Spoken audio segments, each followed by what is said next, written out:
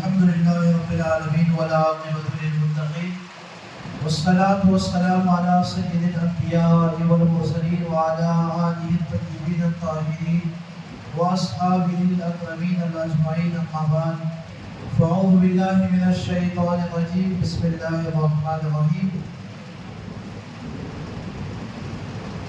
إنا أنزلناه في ليلة القدر وما أدراك ما ليلة القدر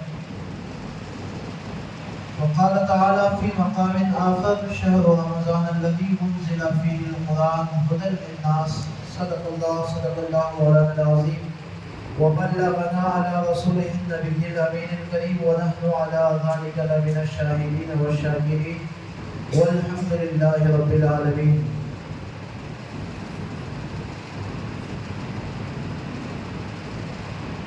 قرآن پاک کی اس مشہور و معروف آیت کریمہ کی تلاوت کا میں نے شرف حاصل کیا ہے. اس کے متعلق سننے اور سنانے سے قبل آقا نامدار مدینے کے تاجدار دونوں عالم کے مالک و مختار حبیب کردگار حضور احمد مجتبی محمد رسول اللہ صلی اللہ علیہ وسلم کی بارگاہ میں ہدیہ درود و سلام پیش فرمائیں. اللہم صلی علی سیدنا مولانا محمد معدن الجود والکرم وعلی آلہ واصحابہ وبارک وسلم. صلو علیہ الصلاۃ والسلام علیک یا رسول اللہ صلی اللہ تعالی علیہ وسلم.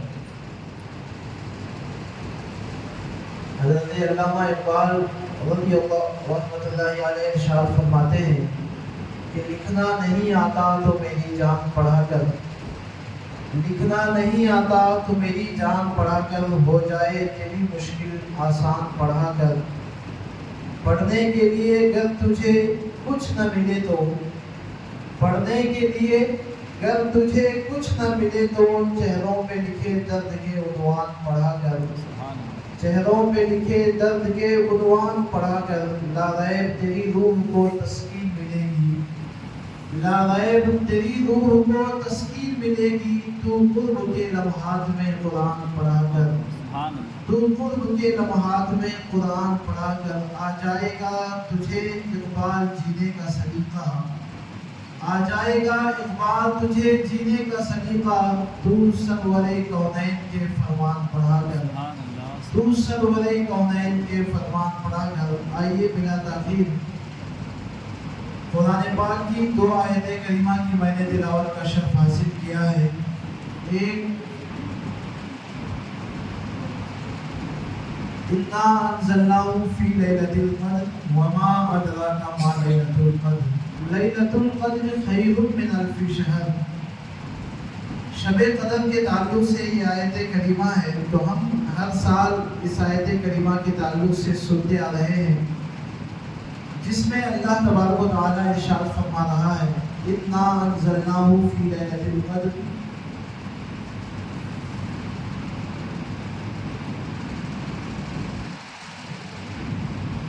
کہ شب قدر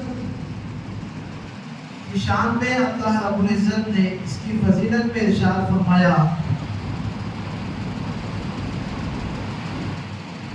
کہ اللہ تبارک و تعالیٰ نے قرآن مجید کو اسی رات میں نازل فرمایا ہے. وما ادراک ما لیلۃ القدر، اور تم کیا جانو کہ لیلۃ القدر کیا ہے. لیلۃ القدر خیر من الف شہر، کہ لیلۃ القدر 1000 مہینوں سے بہتر ہے.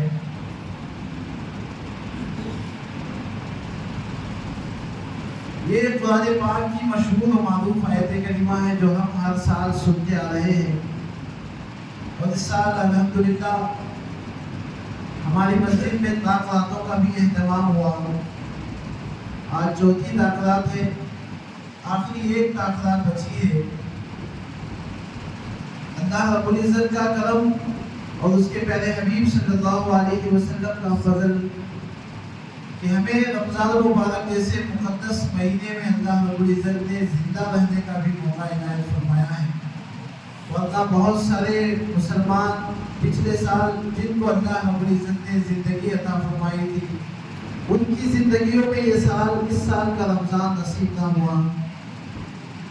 اللہ کے پیارے حبیب صلی اللہ علیہ وسلم ارشاد فرماتے ہیں کہ اگر میری امت کو معلوم ہو جائے کہ رمضان المبارک کا مقدس مہینہ، اس کی فضیلتیں، اس کی برکتیں کیا تو میری امت کا ہر فرد تمنا کرے گا کہ ایک مہینہ نہیں بلکہ پورا کا پورا سال رمضان مبارک ہو جائے۔ تو اتنی مقدس مہینہ، اتنا اچھا مہینہ، اتنا نیکیوں والا مہینہ ہمیں نصیب ہوا ہے، تو یہ اللہ کا شکر ادا کرنا چاہیے۔ اور اس میں ہم جو تاخیراتیں گزار رہے ہیں، تاخیراتوں میں جا کر عبادتیں کر رہے ہیں، بعض صوفیہ فرماتے ہیں کہ تاخیراتوں میں جو 5 تاخیراتیں ہیں، اس میں کم از کم 2 رکعت نفل نماز ادا کرنا چاہیے۔ کتنے؟ 2 رکعت نفل نماز ادا کرنا چاہیے۔ اگر کوئی زیادہ ادا کرنا چاہے تو 1000 نفل نمازیں ادا کر سکتا ہے۔ کم سے کم 2 رکعت نفل نماز ہر تاخیرات میں گزارنا چاہیے۔ اور ہم اچھی طرح جانتے ہیں کہ اگر رمضان مبارک اگر ہمیں نصیب ہوا ہے، تاخیراتیں ہم جاگ رہے ہیں، اللہ نہ کرے کہ اگر ہمیں ہماری قسمت میں اگر اللہ عز و جل شب قدر بھی نصیب فرما دے۔ اللہ کے پیارے حبیب صلی اللہ علیہ وسلم ارشاد فرماتے ہیں کہ جو ماہ رمضان میں محاسبہ نفس یعنی اپنے آپ کو نیک بننے کی نیت کے ساتھ جس نے رمضان کا مہینہ گزارا، ایمان کے ساتھ جس نے رمضان المبارک کا مہینہ گزارا، تو اللہ کے پیارے حبیب صلی اللہ علیہ وسلم ارشاد فرماتے ہیں کہ اللہ عز و جل اس کے پچھلی زندگی کے پورے گناہوں کو معاف فرما دیتا ہے۔ اور صوفیہ لکھتے ہیں کہ جو تاخیراتوں میں کم از کم 2 رکعت نفل نماز ادا کر لیں اس نیت سے کہ اللہ عز و جل ہم جو تاخیراتوں میں اسی نیت سے تاخیراتیں گزارتے ہیں کہ یہ شب قدر کی رات ہے، تو صوفیہ فرماتے ہیں کہ جو ہر تاخیرات میں 2 رکعت نفل نماز ادا کر کے جس کو تاخیرات نصیب ہو جائے، جس کو شب قدر نصیب ہو جائے، اس کا فائدہ کیا ہے؟ جو اللہ کے رسول صلی اللہ علیہ وسلم کی حدیث پاک ہم نے سنی کہ جو محاسبہ نفس کے ساتھ، ایمان کے ساتھ جس نے رمضان المبارک کو گزارا، اللہ عز و جل اس کے پچھلی زندگی کے پورے گناہوں کو معاف فرما دیتا ہے۔ اور صوفیہ فرماتے ہیں کہ جس کو اللہ عز و جل شب قدر نصیب فرما دے، اس میں اگر بندہ 2 رکعت نفل نماز ادا کر لے تو اللہ عز و جل جس کو شب قدر نصیب فرمانا چاہے، اللہ عز و جل اس کی آنے والی زندگی کے گناہوں کو بھی معاف فرمانے کا وعدہ فرما دیتا ہے۔ قربان جائے، پچھلی زندگی کے گناہوں کو معاف کرنا بھی یہ بھی ہمارے نصیب میں ہے۔ اگر ہمیں شب قدر نصیب ہو جائے، اس میں ہم اگر عبادت کر لیں، صرف 2 رکعت نفل نماز ادا کر لیں، تو اللہ عز و جل صوفیہ فرماتے ہیں کہ اللہ عز و جل آنے والی زندگی کے بھی گناہوں کو معاف فرمانے کا وعدہ فرما دیتا ہے۔ قربان جائیں کہ جو ابھی حافظ صاحب نے بتایا کہ اگر منگل کے حساب سے جو بزرگ کی ریسرچ بتائی گئی کہ شب قدر ہونا ہو تو 27ویں شب کو ہو سکتی ہے۔ ہم خوش نصیب ہیں کہ اگر اللہ عز و جل اسی رات میں اگر شب قدر ہے، اگر ہم اس رات میں اگر 2 رکعت نفل نماز ادا کر لیں، اللہ عز و جل ہماری نماز کو قبول فرما لے، شب قدر عطا کر دے، تو اللہ چاہے تو انشاءاللہ آنے والی ہماری زندگی کے بھی اللہ عز و جل ہمارے گناہوں کو معاف فرما دے گا۔ اس نیت کے ساتھ اس رات کو گزارنے کی کوشش کریں۔ ایسا نہ ہو کہ ہم تبرک ہونے کے بعد جس طرح لوگ غائب ہو گئے ہیں، ہم بھی اس رات کو کم از کم 2 رکعت نماز ہی صحیح ہم گزارنے کی کوشش کریں۔ ایک دن پہلے جو تیسری تاخیرات گئی، میں محبوب نگر کوزگی میں تھا، وہاں پر بیان تھا، تو وہاں کا ماحول تھوڑا الگ ہے، ہمارے گاؤں کی طرح نہیں ہے، وہاں ان کے گاؤں کا ماحول الگ ہے۔ وہ لوگ تیسری تاخیرات کو جو ہے ہر سال اسی تاخیرات کو جو ہے شب قدر کے لحاظ سے مناتے ہیں وہ لوگ، تو اسی دن حافظ صاحب کو بھی ہدیہ دیا جاتا ہے، سب کی گلپوشی بھی کی جاتی ہے۔ تو بیان سے پہلے جو ہے تراویح ختم ہوئی، بیان سے پہلے حافظ صاحب کی گلپوشی ہوئی، امام صاحب کی گلپوشی، مؤذن صاحب کی گلپوشی ہوئی. اس کے بعد ان کا ماحول ایک نیا ٹرینڈ ان کے پاس تھا. مسجد کے جتنے کمیٹی ممبر تھے سب کی گلپوشی کی گئی اس تاکرات میں. اب جب مسجد کے جتنے ممبر ہیں سب کی گلپوشی ہوئی، اس کے بعد پھر اور ایک نیا ٹرینڈ شروع ہوا. جو رمضان میں جو ہے تراویح میں آتے ہیں، جو حضرات آتے ہیں، نوجوان بچے آتے ہیں، ان کی گلپوشی شروع ہو گئی. اب وہ ختم ہوا تو بعض ایسے لوگوں کی گلپوشی کرے جو 5-6 کلومیٹر دور گاؤں سے آنے والے تھے، ان کی گلپوشی شروع ہوئی. اس کے بعد اس وقت مسجد بھری ہوئی تھی، ایک کے بعد ایک گلپوشی ہوتی گئی. آدھا گھنٹہ کم از کم پونا گھنٹہ گلپوشیاں ہوئی. اس کے بعد ختم ہو گئی تو بعض فلاں پارٹی والے کی گلپوشی، فلاں پارٹی والے کی گلپوشی، فلاں پارٹی والے کی گلپوشی شروع ہوئی. اس کے بعد پھر نیا گلپوشی شروع ہوئی کہ فلاں 3 ایسے صاحب تھے جن کے گھر میں ایڈوکیٹ بن کر آئے تھے. 2 ایڈوکیٹ وہاں پر موجود تھے، ایک ایڈوکیٹ وہاں پر موجود نہیں تھے، ان کی بیوی ایڈوکیٹ تھی، وہ بھی تھے. یہ پوری گلپوشی ہونے کے بعد ان تینوں حضرات کی گلپوشی ہوئی. اور جب پوری گلپوشی ہوئی، بیان شروع ہوا تو کیا ہوا معلوم ہے؟ جتنے حضرات کی گلپوشی ہوئی تھی وہ لوگ پورے کے پورے مسجد سے نکل باہر چلے گئے. ہماری مسجد کا بھی ماحول آج اسی طرح ہوا کہ جس کو لڈو ملا وہ حضرات مسجد سے باہر چلے گئے. شاید آپ لوگوں کو لڈو نہیں ملا ہوگا، آپ ٹینشن نہ لیں، انشاءاللہ ڈبل ملے گا، یہاں پر رکھا ہوا ہے. اللہ عز و جل قرآن مجید میں ارشاد فرماتا ہے کہ یہ جو شب قدر ہے، اس رات میں اللہ عز و جل اپنے فرشتوں کو بھیجتا ہے. جبرائیل علیہ السلام بھی اس رات میں آتے ہیں اور ہر انسان کے اعمال کو لے کر خدا کی بارگاہ میں پیش کرتے ہیں کہ فلاں بندے نے اس رات میں جان کر جو ہے اتنی عبادتیں کی ہیں، یہ ریاضتیں کی ہیں، خدا کی بارگاہ میں سجدے کیے ہیں. یہ تمام چیزیں اللہ عز و جل کے فرشتے جبرائیل علیہ السلام کے ساتھ لے کر خدا کی بارگاہ میں پیش کرتے ہیں. اور یہ پوری کی پوری رات، شب قدر والی رات، اللہ عز و جل پوری رات اللہ عز و جل اپنے فرشتوں کو زمین پر بھیجتا ہے، اپنی رحمتیں برکتیں نازل فرماتا ہے. اور یہ کب تک رہتی ہے رات؟ صبح طلوع ہونے تک یہ آفت اللہ عز و جل باقی رکھتا ہے. صبح طلوع ہونے تک اللہ عز و جل جو بھی اس رات میں عبادتیں کرے گا، اللہ عز و جل اس کو، اس کی عبادتوں کو شب قدر میں شمار کرے گا. صبح کے طلوع ہونے تک یہ رہتا ہے. اللہ عز و جل کا جو یہ قانون ہے یہ رہتا ہے، صبح طلوع ہونے تک رہتا ہے. تو یہ شب قدر کی عظمتیں ہیں. اس کے بعد میں اور دوسری شب قدر کے متعلق سے زیادہ نہیں کہوں گا، کیونکہ آپ سنتے آ رہے ہیں ہر تاکرات میں اور ہر سال سنتے بھی آ رہے ہیں. دوسری آیت کریمہ میں نے پڑھا کہ اللہ عز و جل قرآن مجید میں ارشاد فرماتا ہے شہر رمضان الذی انزل فیہ القرآن، کہ رمضان کا وہ مہینہ ہے جس میں اللہ عز و جل نے قرآن مجید کو نازل فرمایا.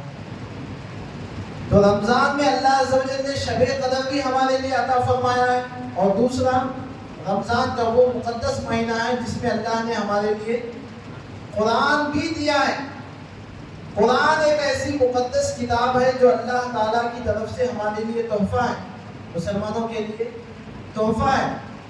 اور آپ قربان جائیں، قرآن صرف مومنوں کے لیے، مسلمانوں کے لیے تحفہ نہیں ہے. ہم اور آپ دنیا کی ہر کتاب کو، مسلمان ہم ہیں مگر ہم دنیا کی ہر کتاب کو لحاظ دے رہے ہیں، دنیا کی ہر کتاب کو ہم ویلیو دے رہے ہیں. ہم غور کر کے دیکھیں، قرآن ایک ایسی کتاب ہے جو صرف مسلمانوں کے لیے نہیں، ہر مذہب والوں کی کتاب ان کے لیے فائدہ مند ہے. ہر مذہب والوں کی کتاب اس مذہب کے لیے فائدہ مند ہے، مگر قرآن دنیا میں صرف ایک ایسی کتاب ہے جو مسلمانوں کے لیے بھی فائدہ مند ہے، اور مسلمانوں کے علاوہ جتنے مذہب ہیں ان کے لیے بھی فائدہ مند ہے.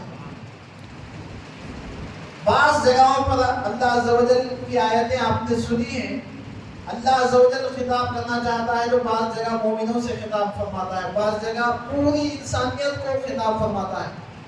قرآن کی آیت جو میں نے تلاوت کی، اس پر آپ غور کر کے دیکھیں. اللہ عز و جل ارشاد فرماتا ہے شہر رمضان الذی انزل فیہ القرآن، رمضان کا وہ مہینہ جس میں ہم نے قرآن کو نازل فرمایا. اس کے بعد قرآن کی تعریف کرتے ہوئے اللہ عز و جل آگے ارشاد فرماتا ہے شہر رمضان الذی انزل فیہ القرآن ھدی للناس. صرف مومنوں کے لیے نہیں, کس کے لیے؟ پوری انسانیت کے لیے یہ قرآن ہدایت ہے. جو اس کو پڑھے گا سمجھے گا اللہ عز و جل اس کو ہدایت عطا فرمائے گا. مسلمان ہونا شرط نہیں ہے قرآن پڑھنے کے لیے, ہدایت پانے کے لیے. ایمان کی دولت نصیب نہ ہو وہ الگ بات ہے, مگر قرآن سے اگر کوئی فائدہ اٹھانا چاہے تو اس کے لیے مسلمان ہونا ضروری نہیں ہے. اگر وہ کوئی فائدے کی نیت سے اگر قرآن پڑھ لے سمجھ لے تو اللہ عز و جل مسلمان نہ ہو تب بھی اسے فائدہ دیتا ہے. یہ قرآن کی فضیلت ہے. مگر آپ غور کر کے دیکھیں, ایک بات یہ اس طرف رکھیں کہ اگر کوئی قرآن سے فائدہ اٹھانا چاہے تو کوئی غیر مسلم بھی ہو تو اللہ عز و جل اس کو فائدہ دیتا ہے. ایک طرف یہ بات رکھیں, دوسری طرف آپ غور کر کے دیکھیں صرف مسلمان طبقہ ہمارے اندر ایسا ہے, صرف پوری دنیا میں آپ غور کر کے دیکھیں صرف مسلمان قوم ایسی ہے جو صرف دو موقعوں پر قرآن کو فائدے کے لیے استعمال کرتی ہے. صرف دو جگہوں پر قرآن کو استعمال کرتی ہے اپنے فائدے کے لیے. آپ غور کر کے دیکھیں مسلمانوں کے علاوہ جتنے مذہب والے ہیں وہ قرآن کو استعمال کرتے ہیں اپنی زندگی میں کامیاب ہونے کے لیے. زندگی میں کوئی بھی مذہب والا ہو جب کامیابی چاہتا ہے, کامیابی کی طرف جانا چاہتا ہے, وہ سب سے پہلے قرآن کی طرف آتا ہے, قرآن کو پڑھتا ہے, قرآن کو سمجھتا ہے, اس کے بعد وہ کامیابی کی طرف جانے کی کوشش کرتا ہے. اللہ عز و جل اسے کامیابی دیتا بھی ہے. مگر صرف مسلمان طبقہ, مسلمان قوم ایسی ہے جو کامیابی کے لیے قرآن کو کبھی نہیں کھولتی. صرف دو جگہوں پر ہم قرآن کا استعمال کرتے ہیں. جب ہم نیا گھر بنائیں گے وہاں پر قرآن کا استعمال کریں گے. گھر میں برکت کے لیے ہم صرف قرآن کو استعمال کرتے ہیں, وہ بھی ہم نہیں پڑھتے, مدرسے کے بچوں سے پڑھاتے ہیں قرآن کو. اور دوسرا آپ بتا سکتے ہیں دوسری جگہ پر ہم قرآن کو ایک جگہ استعمال کرتے ہیں گھر کے علاوہ. اگر ہمارے گھر میں کسی کا انتقال ہو جائے تو وہاں ہم قرآن کو استعمال کرتے ہیں. حالانکہ نہ قرآن مردوں کے لیے ہم استعمال کرنے کے لیے بھیجا گیا ہے, نہ گھر میں برکت کے لیے استعمال کرنے کے لیے بھیجا گیا ہے. مگر ہاں قرآن کی یہ شان ہے کہ اگر ہم گھر میں رکھیں اللہ عز و جل برکت عطا فرماتا ہے. قرآن کی یہ شان ہے, اگر ہم نہ پڑھیں گھر میں رکھیں اللہ عز و جل بلاؤں سے ہمارے گھر کو محفوظ رکھتا ہے. یہ قرآن کی شان ہے. اگر ہم مردے کے سینے پر اگر آہد نامے کے طور پر اگر ہم قرآن کی آیتیں رکھ دیں اللہ عز و جل اسے عذاب میں کمی دیتا ہے. یہ قرآن کی شان ہے. مگر آپ غور کر کے دیکھیں نہ قرآن مردوں کو بخشوانے کے لیے بھیجا گیا ہے اور نہ قرآن ہمارے گھروں میں برکت کے لیے بھیجا گیا ہے. قرآن ہدایت کے لیے بھیجا گیا ہے. قرآن ہدایت کے لیے بھیجا گیا ہے, انسان کی زندگی کا سلیقہ سیکھنے کے لیے بھیجا گیا ہے. آپ قرآن کو غور کر کے دیکھیں, بہت ساری ہم اگر ہم ان پڑھ ہیں اس زمانے میں, ہم نے نہیں پڑھا ہے, کوئی 5 کلاس پڑھا ہے, 3 کلاس پڑھ کے ڈراپ ہو گیا ہے, کوئی کام میں مصروف ہو گیا ہے. مگر اس دور میں ہم سوچتے کیا ہیں, اگر ہم نہیں پڑھے, ہم 3 کلاس پڑھے ہیں, 5 کلاس پڑھے ہیں, ہم اپنے بچوں کو اچھا پڑھائیں گے. ہر کوئی سوچتا ہے اس دور کا. اگر 3 کلاس نہ بھی پڑھا ہوگا, کچھ بھی نہیں پڑھا ہے, مگر اپنے بچے کو جب پڑھانے کی باری آئے گی تو کیا کرے گا, سب سے اچھی اسکول میں پڑھانے کی کوشش کرے گا. اور گورنمنٹ اسکول میں پڑھانے کی جب ہم اچھا پڑھانے کی سوچ ہمارے دماغ میں آئے گی تو سب سے پہلے ہم سوچیں گے کہ گورنمنٹ اسکول میں نہیں پڑھانا ہے. کہاں پڑھائیں گے؟ پیسے برباد ہو جائے, مگر پرائیویٹ اسکول میں, اچھی اسکول میں پڑھائیں گے. اور ایسی اسکول میں پڑھائیں گے جس اسکول میں انگلش اچھا بولا جائے گا. اور انگلش زبان نہ ہماری مادری زبان ہے ہماری انگلش نہیں ہے. انگریزوں سے تو ہم دشمنی کر کے ہندوستان کو حاصل کیے ہیں. انگریزی سے, ان لوگوں سے تو ہماری دشمنی نہیں ہے, مگر سب سے زیادہ اگر ہم اپنے بچے کو کامیاب بنانے کے لیے جب ہم سوچتے ہیں تو سب سے پہلے انگریزی کو اہمیت دیتے ہیں. انگلش اسکول میں چھوڑنے کی کوشش کریں گے. 1 سال 2 سال کسی انگلش اسکول میں اگر چھوڑ دیں، اس کے بعد اگر ہمارا بچہ انگلش بولنا نہیں آتا ہے، اس کو صرف واٹ از یور نیم اتنا ہی سیکھ سکتا ہے، اس کے علاوہ اگر کچھ اور زیادہ نہیں سیکھے گا تو ہم کیا کریں گے؟ 10,000 کے بجائے 20,000 والی اسکول میں کوشش کریں گے کہ بچہ ہمارا صرف واٹ از یور نیم بولنا نہیں ہے، اس کے علاوہ بھی اور زیادہ بولے گا، اٹھے گا تو انگلش میں بات کرے گا، بیٹھے گا تو انگلش میں بات کرے گا، ایسی اسکول میں بھیجنے کی ہم کوشش کریں گے۔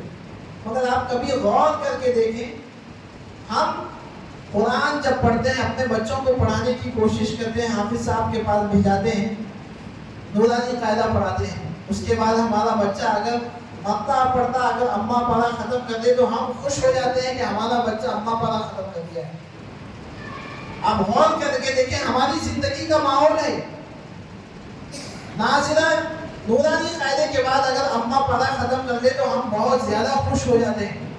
اس کے بعد اگر کوئی اما پارا سے اور آگے بڑھ کے اگر قرآن نازلے میں اگر دیکھ کر اگر پورا قرآن اگر پڑھنا ختم کر دیا بچہ، اگر ہمارے گھر کی کوئی بچی پڑھ لے تو ہم اس کو ایک نیا جوڑا بنائیں گے، گلے میں ہاتھ ڈالیں گے، جو پڑھایا اس کو بھی ہاتھ ڈالیں گے، ایسا خوش ہو جائیں گے، اس کی شادی میں جتنا خوش نہیں ہوں گے اس سے زیادہ ہم قرآن کے وقت خوش ہو جائیں گے۔ مگر ہمارا بچہ قرآن پڑھا ہے، پوری قرآن الحمد سے لے کر والناس تک پڑھا ہے، مگر نہ اس کو بسم اللہ کا معنی معلوم ہے، نہ الحمد کا معنی معلوم ہے، نہ والناس کی سین کا معنی معلوم ہے، کچھ بھی نہیں معلوم ہے، مگر ہمارا بچہ مسلمانوں والا بچہ ہے۔ غور کر کے دیکھیں آپ، جب ہم انگریزی کی بات آتی ہے تو ہم سمجھتے ہیں کہ بچہ ہمارے ہر لفظ کو سمجھے گا، کتاب کوئی پڑھے گا تو انگلش نیوز پیپر ہم پڑھانے کی کوشش کرتے ہیں، انگریزی پڑھے گا سمجھے گا، کوئی اگر میسج آئے گا تو ہم بچے کو کوشش کرتے ہیں کہ جو میسج آیا ہے وہ ہمیں پڑھ کر سمجھانے کی کوشش بھی کریں انگریزی میں۔ مگر جب قرآن کی بات یہ ہے تو ہمارا دماغ دیکھیں، ہمارا مسلمانوں کا کیریکٹر دیکھیں، ہمارا کتنا ہم مسلمانوں والے کیریکٹر سے نیچے گرے ہوئے ہیں۔ جب قرآن کی بات آتی ہے تو ہم اگر نازلہ قرآن اگر ہمارا بچہ پڑھ لے تو بہت زیادہ خوش ہو جاتے ہیں کہ ہمارا بچہ قرآن ختم کر دیا ہے۔ اگر آپ ہمارے بزرگوں کی تاریخ کو دیکھیں، اور بعض ہمارے پاس ایسے بھی ہیں جو نہ ہم اپنے بچوں کو قرآن سکھانے کی کوشش کرتے ہیں، نہ قرآن پڑھنے کی کوشش کرتے ہیں۔ اگر انگریزی سیکھ جائے، کوئی اچھی نوکری پر لگ جائے، بس بچہ اتنا ہی ہمارے لیے کافی ہے، اچھی نوکری والا ہو جائے، اس کے پاؤں پر کھڑے ہو جائے، ہمارے پاس پیسے نہ پوچھے، وہ خود اپنی زندگی گزارے، بیوی بچوں کو وہ سنبھال لے، بس ہمارے لیے اچھا ہے۔ باپ ہونے کے ہم فرض سے ہاتھ دھو لیں گے۔ آپ غور کر کے دیکھیں، ایک باپ ہونے کی ہم نے جو ہاتھ دھونے کا ہم نے جو سوچا ہے وہ تو ہمارے حق ادا ہو گیا، مگر ایک مسلمان بھی تو ہے، ہم باپ بننے سے پہلے ہم مسلمان بھی تو ہیں، مسلمان گھر میں جب ہم پیدا ہوئے تو ایک مسلمان بھی تو ہیں، تو ایک مسلمان ہونے کا حق یہ بھی تو ہے۔ اللہ کے رسول صلی اللہ علیہ وسلم نے ارشاد فرمایا، اپنے بچوں کو سب سے پہلے قرآن کی تعلیم دو، سب سے پہلے قرآن کی تعلیم دو، اس کے بعد میری اور اللہ عز و جل کی محبت سکھاؤ، اس کے بعد اہل بیت کی محبت سکھاؤ۔ یہ 3 چیزوں کے بارے میں اللہ کے رسول نے ارشاد فرمایا، اپنے بچوں کو یہ 3 چیزیں ضرور سکھاؤ۔ تو ایک مسلمان کا حق کیا ہے؟ سب سے پہلے اپنے بچے کو قرآن سکھائے، اس کے بعد اللہ اور اس کے رسول کی محبت سکھائے، اس کے بعد اہل بیت کی محبت سکھائے۔ آپ غور کر کے دیکھیں، ہم نے باپ بننے کا حق تو ادا کر دیا ہے، مگر مسلمان بننے کا حق ادا کرنے کے بارے میں ہم نے کبھی سوچا؟ ہر کتاب، دنیا کی ہر کتاب کو ہم اہمیت دینے کی کوشش کرتے ہیں، مگر قرآن کو ہم ایزیلی لے لیتے ہیں۔ کوئی مرے گا تو 1-2 قرآن بلکہ 100 قرآن ہم اس کو بخشوانے کی کوشش کرتے ہیں، اور وہ کس سے لیتے ہیں؟ جس کو پورا قرآن اگر پڑھتے پڑھتے زمانہ گزر جائے گا، 3 مہینے وہ پڑھنے کی کوشش کرے گا، اس کے بعد 1 نازلہ قرآن پڑھے گا، ایسے انسان ہو جائے، ایسا انسان ہمیں 20 قرآن پڑھ کے دے دے گا 1 دن میں، 10 دن میں۔ قرآن صرف بخشوانے کے لیے نہیں ہے۔ آپ غور کر کے دیکھیں یہ بات پر، کوئی مر جاتا ہے تو ہم 20 قرآن اس سے لیتے ہیں، 20 قرآن اس سے لیتے ہیں، 20 قرآن اس سے لیتے ہیں۔ یہ قرآن پڑھنے کے لیے حافظ صاحب 1.5 گھنٹہ 2 گھنٹے محنت کرنے کے بعد 30 دن لگتے ہیں۔ اگر آپ 1 گھنٹے کے لحاظ سے بھی اگر آپ 27 دن کا بھی حساب لگا لیں تو آپ کتنے پورے 2 دن لگتے ہیں ایک قرآن پڑھنے کے لیے. مگر کوئی ہمارے گھر میں انتقال ہو جائے تو ہم 20 قرآن اس سے لیتے ہیں، 20 قرآن اس سے لیتے ہیں، وہ بھی کتنے دن میں؟ صبح میں پڑھیں گے تو شام تک آپ کو 20 قرآن پڑھ کے دے دے گا. آپ مجھے بتاؤ، غور کر کے آپ خود سوچو، صبح سے شام تک کوئی 20 قرآن پڑھ سکتا ہے؟ آپ صرف اتنا خواہش رکھ سکتے ہیں کہ ہم اپنے والد کو جو گزر گئے ہیں 20 قرآن ہمیں انہیں دے کے بھیجیں گے. کیسے بھیج سکتے ہیں آپ ایک دن میں؟ وہ بھی ہم پڑھ کے تو دیکھیں صحیح، قرآن کو معلوم ہوگا کہ قرآن پڑھنے کے لیے وقت کتنا لگتا ہے. یہ ہمارے جب کوئی انتقال ہو جائے تو ہمارے گھروں میں ماحول بن گیا ہے، 20 قرآن اس سے لیتے ہیں، 20 قرآن فلاں عورت 20 قرآن پڑھ کے دے گی، فلاں عورت 20 قرآن پڑھے گی. کب پڑھے گی وہ؟ ہم یہ قرآن کے ساتھ ظلم کر رہے ہیں. کوئی قرآن پڑھتا نہیں ہے، 20 قرآن کوئی ایک دن میں نہیں پڑھ سکتا. ایک گھنٹہ حافظ صاحب محنت کر رہے ہیں تو 2 دن لگتے ہیں پورے قرآن مکمل کرنے کے لیے. اور آدھے دن میں جو 20 قرآن پڑھ رہے ہیں، کوئی 40 قرآن پڑھ رہے ہیں. اور ایک چینل میں گیا تھا جس میں 600 قرآن ثواب کے لیے بخشوانے کے لیے دیا گیا تھا. میں بولا یہ 600 قرآن کوئی پڑھا بھی ہے؟ نہیں، فلاں عورت جو ہے مجھے 100 قرآن پڑھ کے دی، فلاں 100 پڑھ کے دی، فلاں 100 پڑھ کے دی. 100 قرآن. آپ غور کر کے دیکھیں، ہمارا پورا رمضان گزر جاتا ہے، ہم ایک قرآن سننے کے لیے نیچے اوپر ہو جاتے ہیں. اور 100 قرآن 600 قرآن جو ہے ہم 40 دن میں جمع کر لیتے ہیں. جمع ہوتے ہیں ایسا بولنے کے لیے نہیں. قرآن کوئی عام کتاب نہیں ہے. حضرت امام شافعی، آپ نے نام سنا ہے ان کا؟ حضرت امام شافعی رحمۃ اللہ علیہ نے ایک کتاب لکھی، بہت محنت کی اپنی زندگی میں. ایک کتاب لکھی. ایک کتاب لکھنے کے بعد اپنے شاگرد کو بلایا اور ارشاد فرمایا ایک کام کرو، میرے سامنے یہ کتاب پڑھو، اگر کوئی غلطی ہوگی تو اس پر ریڈ مارک کر دینا، دوسرے دن اس کو اصلاح کریں گے، اس کے بعد یہ کتاب چھپا کر لوگوں میں دیں گے. امام شافعی کا شاگرد وہ پوری کتاب پڑھائے امام شافعی کے سامنے. بہت محنت سے لکھا تھا امام شافعی. اب پڑھتا گیا امام شافعی نے ارشاد فرمایا کہ یہاں غلطی ہے ریڈ لائن کر دو، یہاں غلطی ہے ریڈ لائن کر دو. پورا کتاب ختم ہو گئی. امام شافعی نے ارشاد فرمایا پوری اصلاح کر دو. پوری اصلاح کی گئی. اس کے بعد امام شافعی نے ارشاد فرمایا مجھے لگتا ہے کہ اس میں غلطیاں باقی ہیں، اور ایک مرتبہ اس کو پڑھو، پھر کوئی اگر غلطی ہوگی تو اس کو ریڈ لائن کر دینا. پھر دوسری مرتبہ وہ کتاب جو لکھی گئی تھی امام شافعی کے ہاتھوں سے پھر پڑھا گیا. امام شافعی نے ارشاد فرمایا یہاں غلطی ہے، یہاں غلطی ہے، یہاں غلطی ہے. دوسری مرتبہ ختم ہو گیا. امام شافعی کو تسلی نہیں ہوئی، کہا ابھی مجھے اس میں غلطیاں نظر آتی ہیں، ایک کام کرو تیسری مرتبہ پڑھو.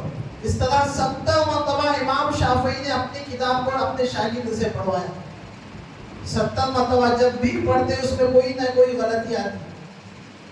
آپ غور کر کے دیکھیں، جو بھی کتاب دنیا میں لکھتے ہیں لکھنے والے، شروع میں یا آخر میں ایک بات لکھتے ہیں. کتاب لکھنے والے، نعت لکھنے والے ہو یا کوئی ہسٹری لکھنے والا ہو، ہر کوئی کتاب جب بھی لکھے گا شروع میں یا آخر میں ایک بات لکھے گا کہ اگر کتاب میں کوئی بھی اگر غلطی ہو تو ہمیں مطلع کر دیں، ہمیں بتا دیں، انشاءاللہ اگلی بار جو کتاب چلے گی اس میں یہ غلطی نہیں آئے گی. ہر کتاب میں لکھا ہوگا. تو امام شافعی نے اپنی کتاب کو 70 مرتبہ اپنے شاگرد سے پڑھوایا، کوئی نہ کوئی غلطی آتی. اب 70 مرتبہ جب پڑھوایا تو اپنے شاگرد سے ارشاد فرمایا کہ اس کتاب کو لے جا کر بازو رکھ دو. دنیا میں صرف ایک ایسی کتاب ہے جس کو صرف ہم کھولیں گے پڑھنے کے لیے. آپ قرآن پڑھنے کے لیے جب کھولیں گے نا، پہلا سورہ فاتحہ پڑھیں گے، اس کے بعد دوسرا سورہ بقرہ جیسے ہی شروع ہوگا آپ غور کر کے دیکھیں لفظ پر الف لام میم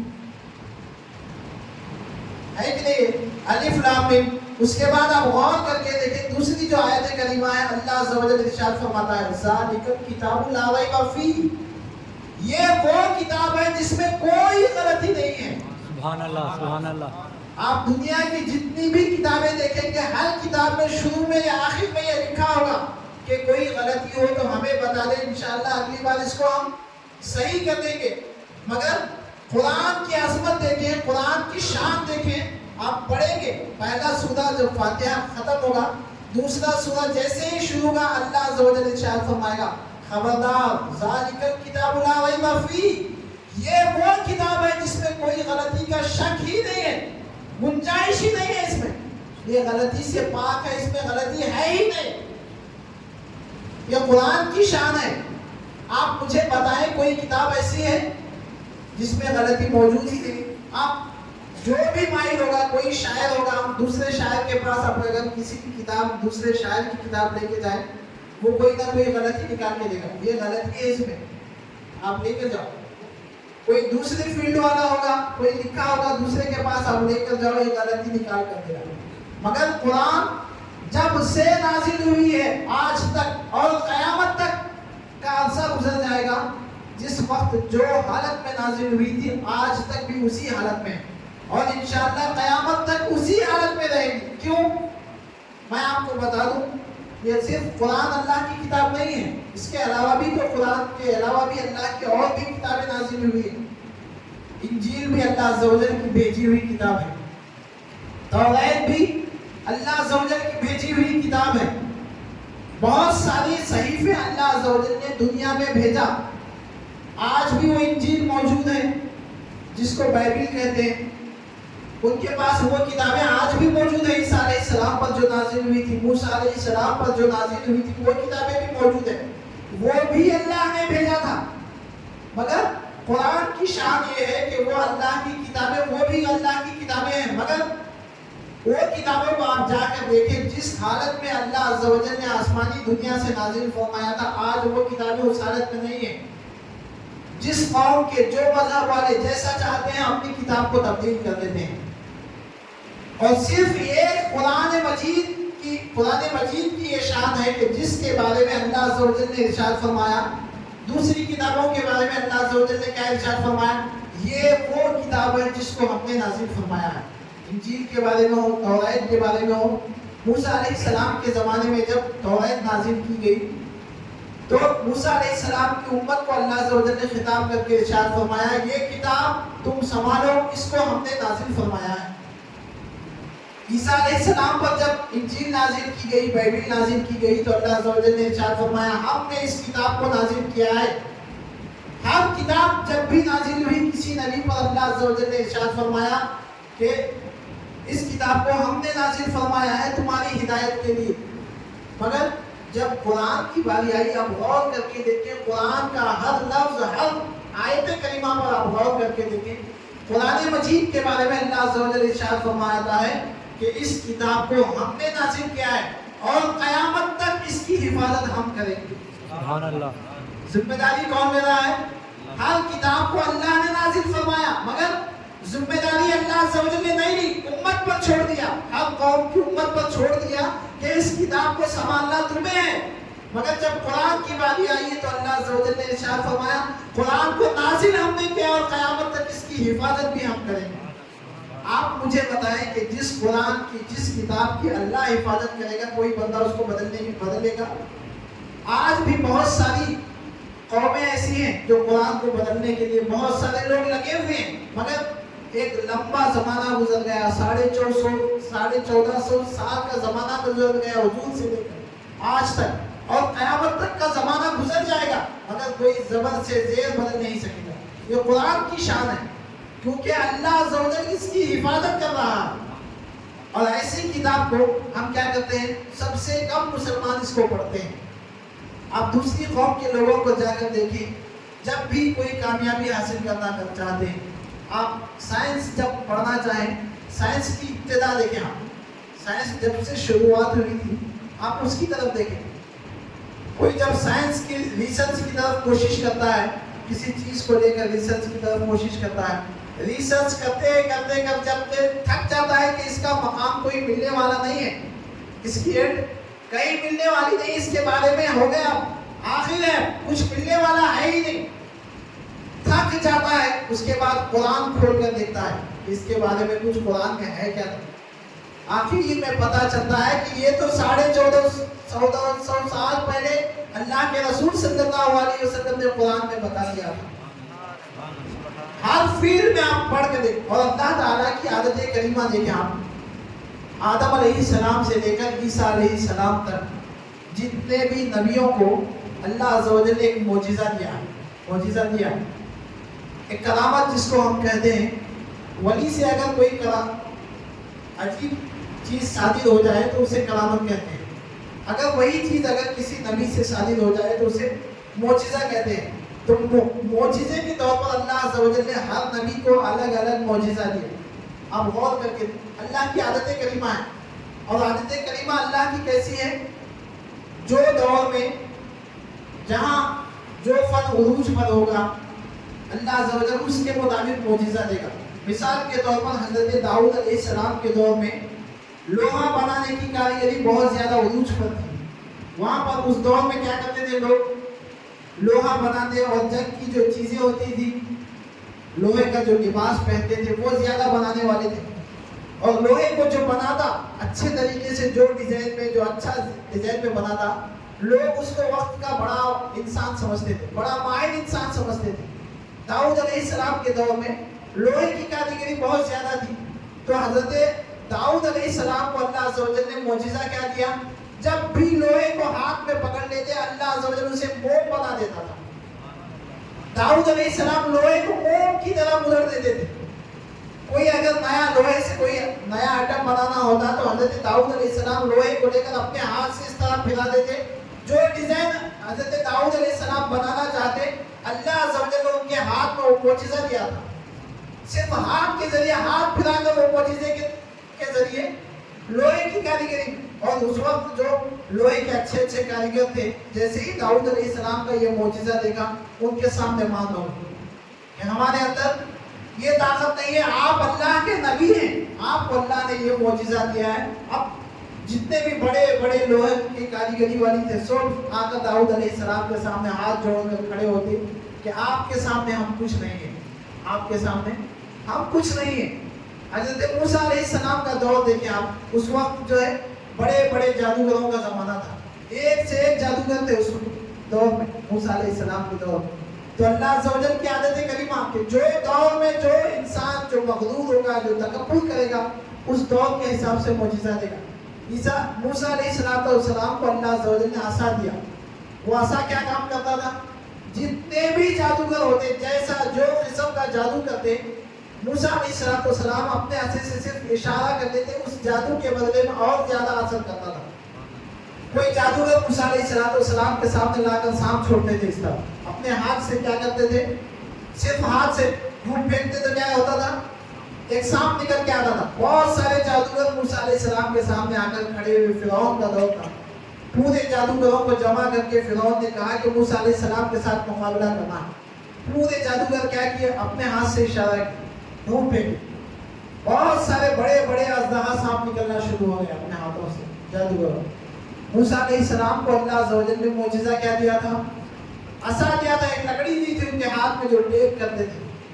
صرف موسیٰ علیہ السلام نے جتنے بھی سانپ وہاں پر بڑے بڑے اژدہا سانپ تھے اپنے عصے سے اشارہ فرمایا اور اپنے عصے کو اس طرح پھینکا.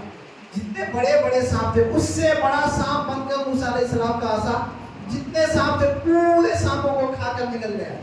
اور بعد میں موسیٰ علیہ السلام کے ہاتھ میں لکڑی کی طرح بن گیا. یہ موسیٰ علیہ السلام کے دور میں جادوگر بہت بڑے بڑے بڑے جادوگر تھے. تو اللہ عز و جل نے کیا کیا؟ کروڑوں کے جادو کا جو غرور تھا سب کے غرور کو توڑ دیا.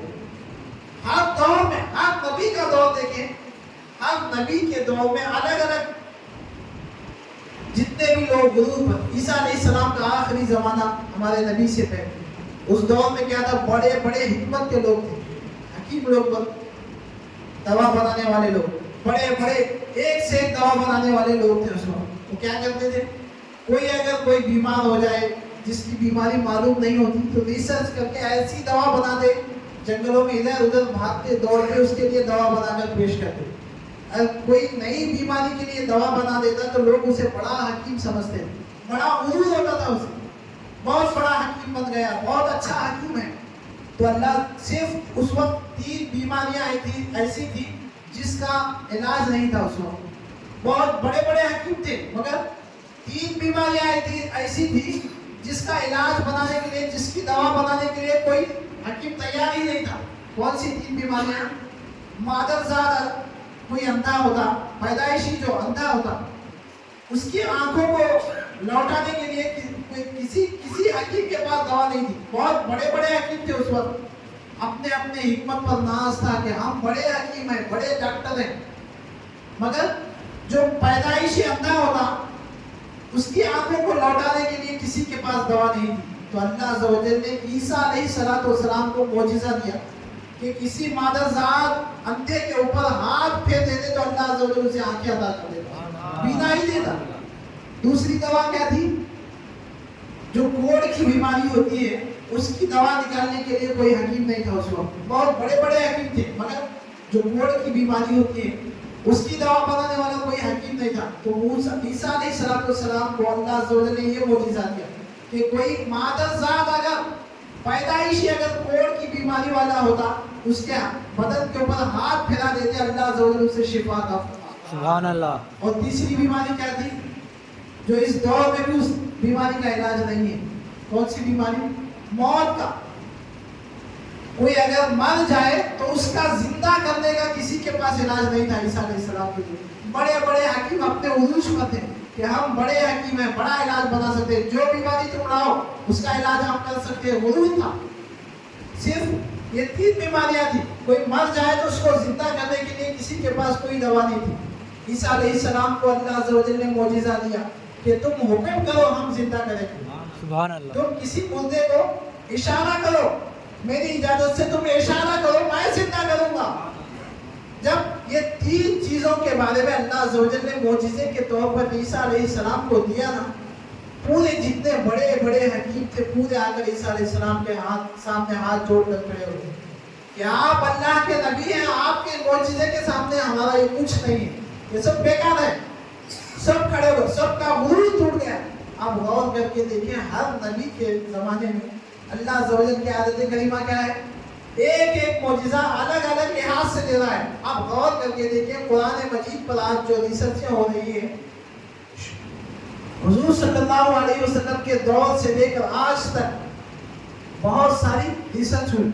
उसमें आप गौर करके देखें, ये जितनी चीजें मैं बयान, इसके अलावा भी और भी चीजें, हर रिसर्च को जब भी शुरू किया जाता है जहां पर एंड नहीं मिलती, जिसको और कुछ रिसर्च करना हो, जिसके बारे में मालूम करना हो, कहीं कुछ नहीं मिलता, तो हर फील्ड वाला कुरान मजीद खोल कर बैठता है। जो मुसलमान नहीं है, कोई रिसर्च करना चाहते हैं तो सबसे पहले अल्लाह अज़्ज़ व जल की कुरान मजीद खोल कर बैठते हैं। और सूफिया किराम इरशाद फरमाते हैं,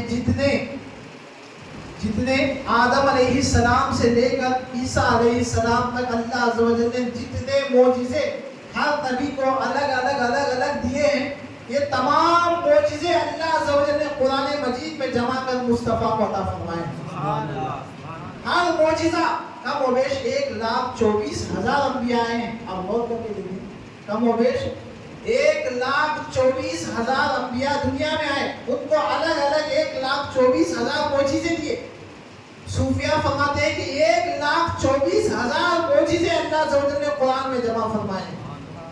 जो बंदा चाहता है कि किसी मादरजात अंधे को आंखें आ जाए, सूफिया फरमाते हैं कि अगर उस नीयत से, यकीन के साथ, ईमान के साथ, उस यकीन के साथ, जिस यकीन के साथ अल्लाह ने कुरान को महफूज फरमाया, उस यकीन के साथ अगर कुरान की आयतें पढ़कर उसके आंखों पर हाथ फेर दिया जाए, अल्लाह अज़्ज़ व जल कुरान में वो ताकत आज भी रखा है कि अल्लाह अज़्ज़ व जल उसकी आंखों को लौटा दे। कुरान का ये मुजिज़ा है। इतनी मुक़द्दस किताब को हम सबसे ज्यादा अगर हम नहीं पढ़ते हैं तो यही कुरान मजीद है, और अगर कोई कम पढ़ता है तो वो मुसलमान है। हज़रत जुनैद बगदादी रज़ियल्लाहु तआला अन्हु का आपने नाम सुना होगा। कुरान की अज़मत देखें, हज़रत जुनैद बगदादी रज़ियल्लाहु तआला अन्हु ने भी एक किताब लिखी है अपने ज़माने में, और किस टॉपिक पर? तसव्वुफ पर, जिसे हम शरीयत के अलावा तरीक़त, हकीकत, मारिफत कहते हैं। इस टॉपिक पर एक किताब लिखी हज़रत जुनैद बगदादी ने, और कितने साल लिखी? 12 साल लगे पूरे लिखने के लिए किताब। 12 साल का अरसा गुजरा। हज़रत जुनैद बगदादी रज़ियल्लाहु तआला ने किताब पूरी लिखी। 12 साल का ज़माना गुजर गया। जब 12 साल का ज़माना गुजर गया, अब उसको लोगों में तकसीम करना था, प्रिंट करके लोगों में देना था। हज़रत जुनैद बगदादी ने सोचा एक काम करते हैं, اس کو پھر ایک مرتبہ دوبارہ پڑھ کے دیکھ لوں گا کہ کہیں میں شریعت سے ہٹ کر کوئی بات اس میں نہیں لکھا ہوں، دیکھوں گا اس میں، اس کے بعد لوگوں میں دوں گا۔ اس کے بعد کیا کہ پھر 12 سال اس پر اس کتاب کو پڑھتے رہے کہ کوئی جملہ ایسا نہیں ہوگا جس میں اللہ عز و جل کی شریعت کے مخالف ہوگا، کوئی ایسا جملہ نہیں۔ غور کرتے رہے، 12 سال گزر گئے۔ کتنے سال گزرے پورے؟ 12 تو پہلے لکھنے میں گزر گئے، اس کے بعد 12 سوچنے میں کہ اس میں کوئی غلطی ہے جو اللہ عز و جل کی شریعت کے خلاف ہے۔ سوچتے رہے، پڑھتے رہے، غور کرتے رہے، پھر 12 سال گزرے۔ کتنے سال ہوئے؟ 24 سال کا عرصہ گزرا۔ اس کے بعد پھر حضرت جنید بغدادی رضی اللہ تعالیٰ نے ارشاد فرماتے ہیں 24 سال کے بعد انہوں نے پھر یہ غور کرنا، یہ سوچنا شروع کیا کہ یہ جو کتاب ہے جس کو میں نے 12 سال محنت کر کے لکھا ہے، 12 سال اس میں کوئی غلطی نہیں، ایسا سوچ کے اس کو پڑھ کے اس کو ریسرچ کر کے 1 سے 1000 مرتبہ پڑھ کے جو اس کو دہرایا ہے، اب اس میں کوئی غلطی تو ہے نہیں، یہ تو پورا یہ ہو گیا۔ اب اس کو لوگوں میں دوں کہ نہیں، اس طرح 12 سال سوچے۔ پھر کتنے سال؟ پھر 12 سال سوچنے میں لگ گئے کہ یہ لوگوں میں دوں کیا کہ نہیں، دینے سے اس کو فائدہ ہوگا کہ نہیں۔ اب جب کتنے سال ہو گئے پورے؟ 12 کتنے ہوئے؟ 36 سال۔ 30 پر 6 سال گزر گئے۔ اس کے بعد حضرت جنید بغدادی رضی اللہ تعالیٰ نے اپنے مرید کو بلایا اور ارشاد فرمایا، اس وقت پیپر کا دور تھا، کتابی شکل نہیں، ایک پیپر جمع کرو، پورے ایک صندوق میں رکھے پیپر۔ اپنے مرید کو بلایا، مرید کو معلوم نہیں تھا کہ اس میں ہے کیا صندوق۔ حضرت جنید بغدادی نے اپنے مرید کو بلا کر ارشاد فرمایا، ایک کام کرو، یہ صندوق لے جاؤ اور دریائے دجلہ میں پھینک دینا، دریائے دجلہ میں پھینک دینا۔ 30 پر 6 سال ایک کتاب کے اوپر محنت کی۔ اپنے مرید سے کہا کہ یہ صندوق لے جا کر دریائے دجلہ میں پھینک دینا۔ مرید گیا بڑے شوق سے، معلوم نہیں تھا کہ صندوق میں کیا ہے۔ گیا، جیسے ہی دریائے دجلہ میں صندوق پھینکا تو بڑا دریا تھا، دریا سمندر ہے، ادھر سے موجیں آئیں، ادھر سے موجیں آئیں، خوشی میں کیا کیا پورا سمندر وہ صندوق کو لے کر جو ہے اپنی موجوں میں لے کر اندر غائب ہو گئے۔ اب یہ مرید پریشان کہ ایک چھوٹا سا لوہے کا صندوق ہے اور دریا میں پھینکا تو پورا دریا جوش میں آ گیا، یہ صندوق میں ہے کیا چیز اصل؟ پریشان پھر جنید بغدادی کے پاس آیا اور کہا کہ جنید بغدادی، میں نے جو منظر دیکھا ہے، اگر میں یہ منظر نہیں دیکھتا تو آپ سے کبھی سوال نہیں کرتا، مگر منظر ہی میں نے ایسا دیکھا ہے کہ ایک لوہے کا صندوق سمندر میں پھینکا تو پورا سمندر جوش میں، آخر اس میں ہے کیا اتنا پاورفل؟ اگر کوئی تبرک ہے، کوئی بزرگان دین کی اچھی چیز تھی تو آپ اتنی اچھی چیز کو سمندر میں پھینکے کیوں؟ آخر مجھے بتائیں سمندر اس صندوق میں تھا کیا اصل؟ تو حضرت جنید بغدادی رضی اللہ تعالیٰ نے ارشاد فرمایا کہ سن، میں نے جو 36 سال کی محنت کے بعد جو کتاب لکھی تھی، اس کتاب کو میں نے اس صندوق میں رکھا تو جو دودھ سمندر میں پھینک کر آیا۔ اب وہ مرید پریشان کہ جو آپ 36 سال، اس پر 6 سال جس کتاب کو لکھنے میں محنت لگائے، وہ کتاب آپ صرف 2 سیکنڈ میں سمندر میں پھینک دی ہے، آپ لوگوں کو دے دیں تو فائدہ ہوتا تھا اس میں کچھ۔ تو حضرت جنید بغدادی رضی اللہ تعالیٰ کا جواب سنے، اس کے بعد غور کریں کہ ہم کس کتاب سے محروم ہیں، کون سی کتاب ہم پڑھنے سے محروم ہیں۔ حضرت جنید بغدادی رضی اللہ تعالیٰ نے ارشاد فرمایا، 36 سال جس کتاب کے لیے میں نے محنت کی، 36 سال گزرنے کے بعد میں نے صرف ایک لمحے کے لیے، ایک سیکنڈ کے لیے سوچا کہ جب دنیا میں اللہ عز و جل کی بھیجی ہوئی کتاب قرآن موجود ہے تو انسان یہ کتاب کو لے کر کیا کرے گا۔ صرف یہ سوچ کر میں نے اس کتاب کو دریا میں پھینکنے کا حکم دیا۔ اب غور کر کے دیکھیں، 36 سال جس کتاب کے لیے محنت کی ہے، صرف ایک سوچ تھی کہ جب دنیا میں قرآن ہے تو لوگ اس کتاب سے کیا فائدہ اٹھا سکتے ہیں۔ اس کا مطلب کیا کہ اگر دنیا میں کسی چیز سے فائدہ ہو سکتا ہے تو وہ قرآن مجید ہے۔ ہر چیز کا فائدہ، ہر کتاب کا مفہوم ہمیں قرآن مجید سے ملتا ہے۔ اسی لیے مولانا جلال الدین رومی رحمۃ اللہ علیہ کا قول سنے آپ، حضرت مولانا جلال الدین رومی رحمۃ اللہ علیہ ارشاد فرماتے ہیں کہ اگر قرآن کو پڑھنے کی نظر سے دیکھا جائے تو اس میں الفاظ نظر آتے ہیں، پڑھنے کی نظر سے دیکھا جائے تو اس میں الفاظ نظر آتے ہیں. اگر کوئی دماغ لگا کر اگر اس کو دیکھے گا تو امام جلال الدین رومی رحمۃ اللہ علیہ ارشاد فرماتے ہیں کہ اگر کوئی اس میں دماغ لگائے گا، اپنا دماغ کا استعمال کرے گا، تو امام جلال الدین رومی رحمۃ اللہ علیہ ارشاد فرماتے ہیں کہ اس کتاب میں علم نظر آئے گا، علم نظر آئے گا. کوئی غور کرے گا، پڑھنے کے لیے سوچے گا، سمجھے گا تو کیا نظر آئے گا؟ علم نظر آئے گا. اور امام جلال الدین رحمۃ اللہ رومی رحمۃ اللہ علیہ ارشاد فرماتے ہیں کہ کوئی اگر اپنے روح کی نظر سے دیکھے گا، اپنے روح کی نظر سے دیکھے گا تو اللہ اس کے رسول کی محبت نظر آئے گی. کوئی اپنے دل سے دیکھے گا، روح سے دیکھے گا تو اللہ اس کے رسول کی محبت نظر آئے گی. اور آخری بات سنیں، امام جلال الدین رومی رحمۃ اللہ علیہ ارشاد فرماتے ہیں کہ کوئی اگر اس کو اپنی روح کی نگاہ سے، دل کی نگاہ سے دیکھے تو اللہ عز و جل کا دیدار نصیب ہوگا. یہ قرآن ہے. اگر کوئی اپنے دل کی نگاہ سے صرف قرآن کو دیکھے گا تو امام جلال الدین رومی رحمۃ اللہ علیہ ارشاد فرماتے ہیں کہ اسے اللہ عز و جل کا دیدار بھی نصیب ہوگا. صرف پیپروں والی کتاب ہے مگر قرآن کی اتنی عظمتیں ہیں. جس نظر سے ہم دیکھیں گے، جس لحاظ سے دیکھیں گے، اللہ عز و جل اس میں وہ برکتیں رکھا ہے. اسی لیے اللہ عز و جل نے ارشاد فرمایا کہ شہر رمضان الذی انزل فیہ القرآن، رمضان کا وہ مہینہ جس میں ہم نے قرآن کو نازل فرمایا.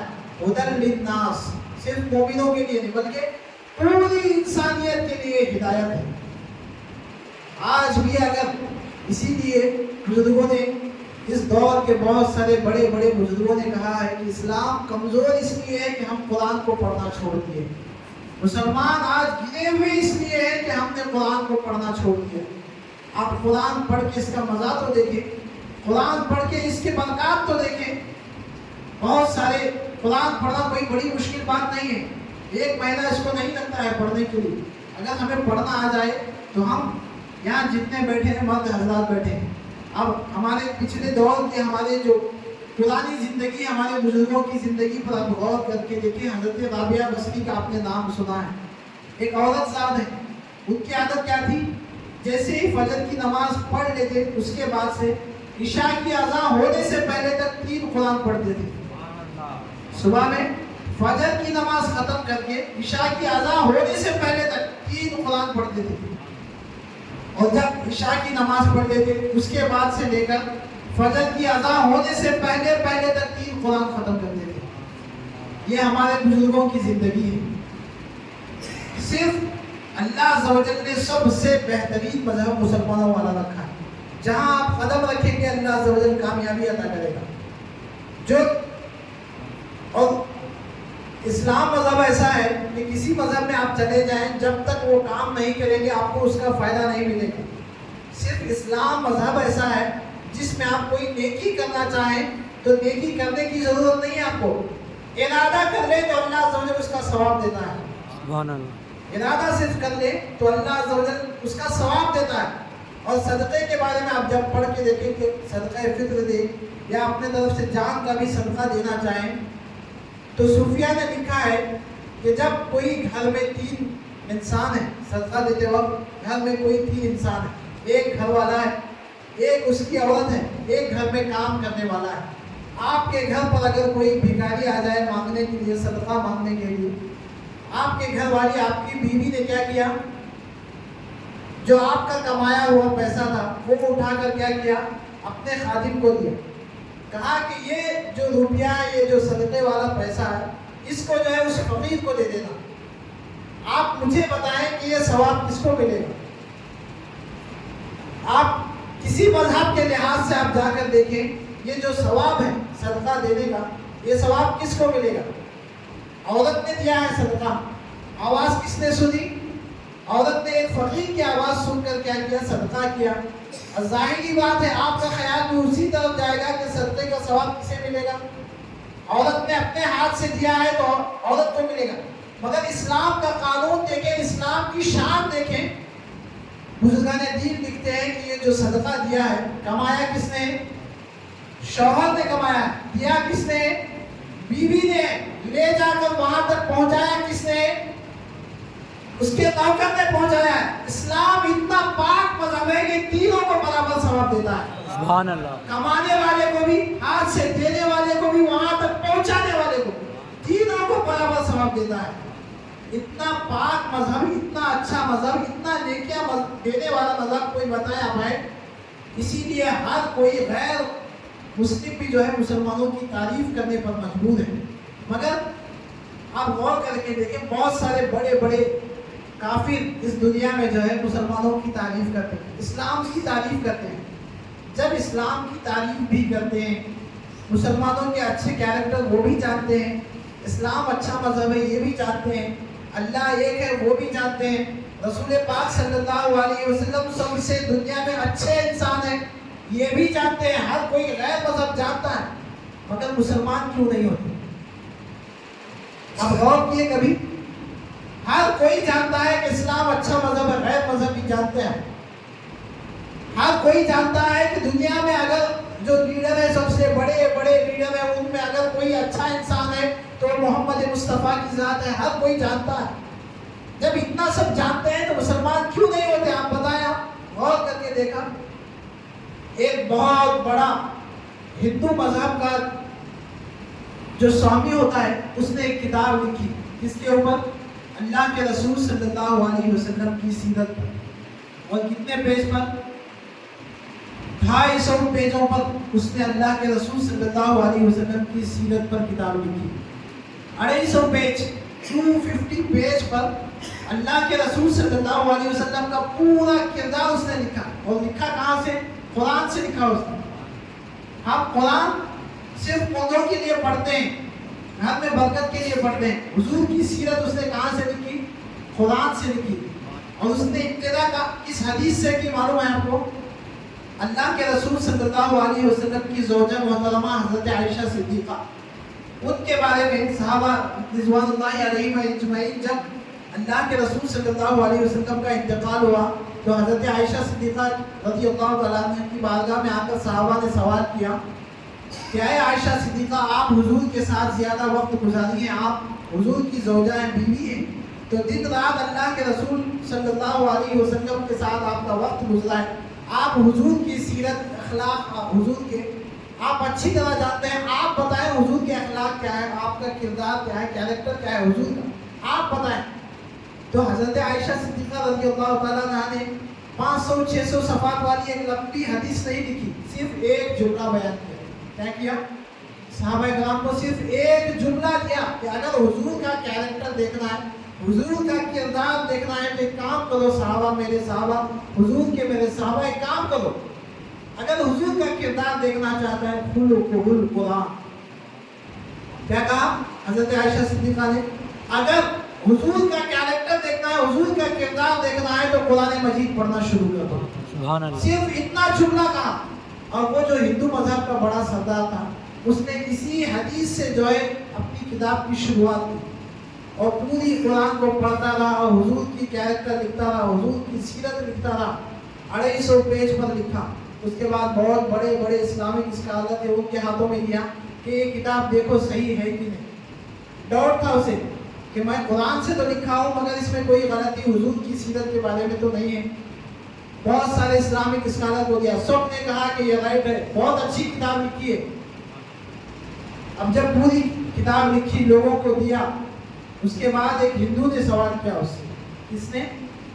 एक हिंदू और एक मुसलमान, दोनों आपस में दोस्त थे, उन दोनों ने मिलकर आकर एक ये हिंदू स्वामी था, उससे सवाल किया कि तू जब कुरान को पूरा पढ़ा है और हुजूर की तारीफ तूने 250 सफ़ात पर कुरान से लिखी है, हुजूर की तारीफ भी लिखा है, इस्लाम की तारीफ भी लिखा है, इतना पाक मजहब है, दुनिया में सबसे अच्छा मजहब कुरान है, इतना सब लिखा है, 250 सफ़ात पर तूने लिखा है कुरान, तेरे लिए अच्छा होता कि तू मुसलमान भी हो जाता।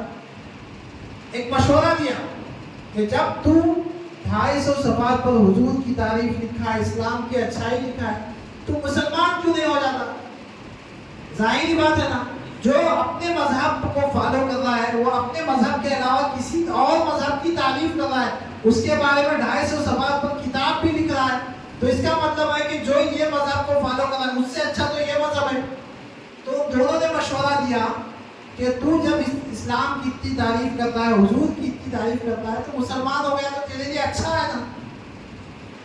تو اس نے جو جواب دیا ہے، اگر ہم وہ جواب سن لیں گے نا، پوری زندگی ہماری شرط سے مریں گے۔ اس نے کہا کہ میں نے جب یہ کتاب میری مکمل ہوئی، بہت سارے اسلامک اسکالر کو میں نے کتاب دی، انہوں نے رائٹ مارک دیا۔ اس کے بعد میں خود سوچا کہ جب میں اسلام کو اتنا اچھا جانتا ہوں، پڑھتا ہوں، اس کے بارے میں 250 صفحات پر کتاب بھی لکھی ہے، میں اپنے دل میں خیال بھی کرتا ہوں کہ اسلام اچھا مذہب ہے، تو اب مجھے مسلمان ہو جاؤں گا تو میری آخرت بھی سنور جائے گی، میری آخرت بھی بن جائے گی۔ میں سوچا، اس کے بعد میں کیا کیا، ایک دن میں مسلمانوں کے قبیلے میں گیا، مسلمانوں کے قبیلے میں گیا۔ اس کے بعد میں غور کیا کہ جو اللہ عز و جل نے قرآن مجید میں حضور کی سیرت بیان کی ہے، حضور نے جس طرح اپنی اسلامی زندگی گزاری ہے، میں غور کیا ایک دن جا کر مسلمانوں کے درمیان میں کیا حضور نے جو تعلیم دی ہے، حضور نے جو فرمایا ہے، حضور نے جیسی زندگی گزاری ہے، مسلمانوں کے پاس ایسی زندگی ہے نہیں۔ ایک دن کے لیے صرف میں نے غور کرنے کے لیے مسلمانوں میں رہا۔ اب جب میرا ایک دن گزر گیا، اس کے بعد مجھے پتا چلا کہ یہ جو آج کے مسلمان ہیں، اللہ اور اس کے رسول اور قرآن مجید اور حضور صلی اللہ علیہ وسلم کی زندگی سے تعلق انہیں ہے ہی نہیں، تو میں ان کے درمیان جا کے کروں گا کیا؟ آپ مجھے بتائیں، ایک غیر مسلم مسلمان ہونا چاہتا ہے، اس کے لیے اسلام پاک مذہب اس کے دل میں ہے، مگر اس کے لیے آڑ کیا ہے؟ ہمارے اخلاق آڑ ہے۔ حضور کے کردار، حضور کے اخلاق اس کے لیے آڑ نہیں ہے۔ اس کے لیے آڑ کیا ہے؟ مسلمان ہونے کے لیے ہمارا کیریکٹر اسے مسلمان ہونے سے روک رہا ہے، ہمارے اخلاق، ہماری برائیاں اسے مسلمان ہونے سے روک رہی ہیں۔ ہم غور کر کے دیکھیں، اس نے کہا کہ صرف میں نے ایک دن غور کیا اور اس کے بعد مجھے پتا چلا کہ یہ قرآن اور اللہ اور اس کے رسول سے انہیں کوئی تعلق ہے ہی نہیں، یہ تو ایسے لوگ ہیں، ان کے درمیان میں جا کر مسلمان بن کر کیا کروں گا؟ اس سے اچھا ہے کہ میں غیر مسلم ہی سے اللہ ہوتا۔ یہ ہماری پچھلی حالت ہے۔ ہم کہلانے کے لیے مسلمان ہیں، نام ہمارے مسلمانوں والے ہیں۔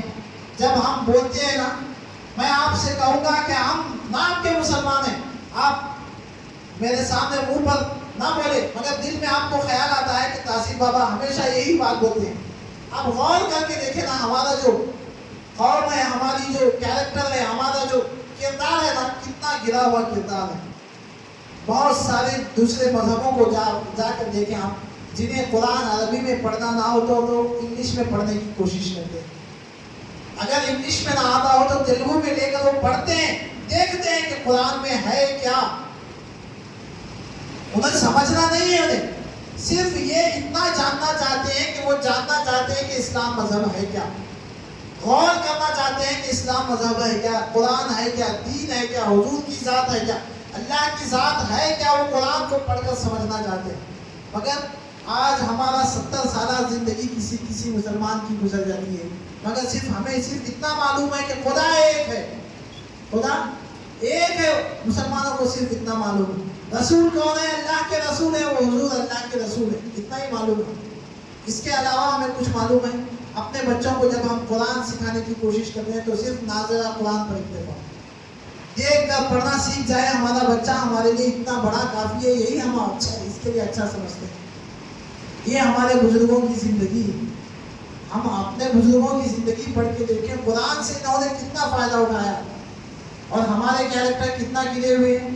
ہمیں دیکھ کر کوئی مسلمان ہونے کے لیے تیار نہیں ہے۔ امام ابو حنیفہ جس کو ہم فالو کرتے ہیں، ان کے 2 شاگرد تھے، ایک امام محمد اور ایک امام محمد یوسف، 2 شاگرد امام اعظم ابو حنیفہ کے۔ یہ ہمارے بزرگان دین ہیں۔ ہم ان کو کیا کرتے ہیں؟ امام اعظم کو ہم اپنا آئیڈیل مانتے ہیں، انہی کے ہم فقہ حنفی پر انہی کو ہم فالو کرتے ہیں۔ ان کے شاگرد کی حالت دیکھیں، یہ بھی مسلمان ہیں، ہمارے بزرگان ہیں، ہم انہی کے اپنے آپ کو ہم انہی کا ماڈل سمجھتے ہیں۔ یہ جو بڑے بڑے بزرگان دین ہیں، ان کو ہم اپنا ماڈل سمجھتے ہیں۔ ان کو، ان کی زندگی کو دیکھیں۔ امام محمد رضی اللہ تعالیٰ کا جب انتقال ہوا تو ایک یہودی آیا ان کے جنازے میں، آیا، دیکھا جنازہ اٹھ رہا، اور اس نے کیا سوچا کہ یہ جو مسلمان جنازے کو ہاتھ دے رہے، میں بھی امام امام بہت بڑے امام تھے اس وقت، شریعت کے جو مسائل بیان کرنے کے بہت بڑے امام تھے.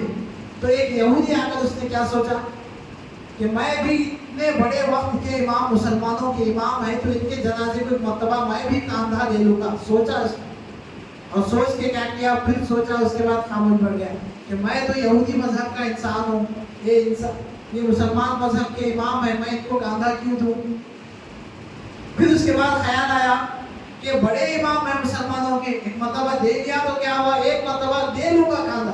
یہ اللہ عز و جل اگر کسی کو ایمان کی دولت دینا چاہے تو کوئی نہ کوئی راستہ دیتا ہے.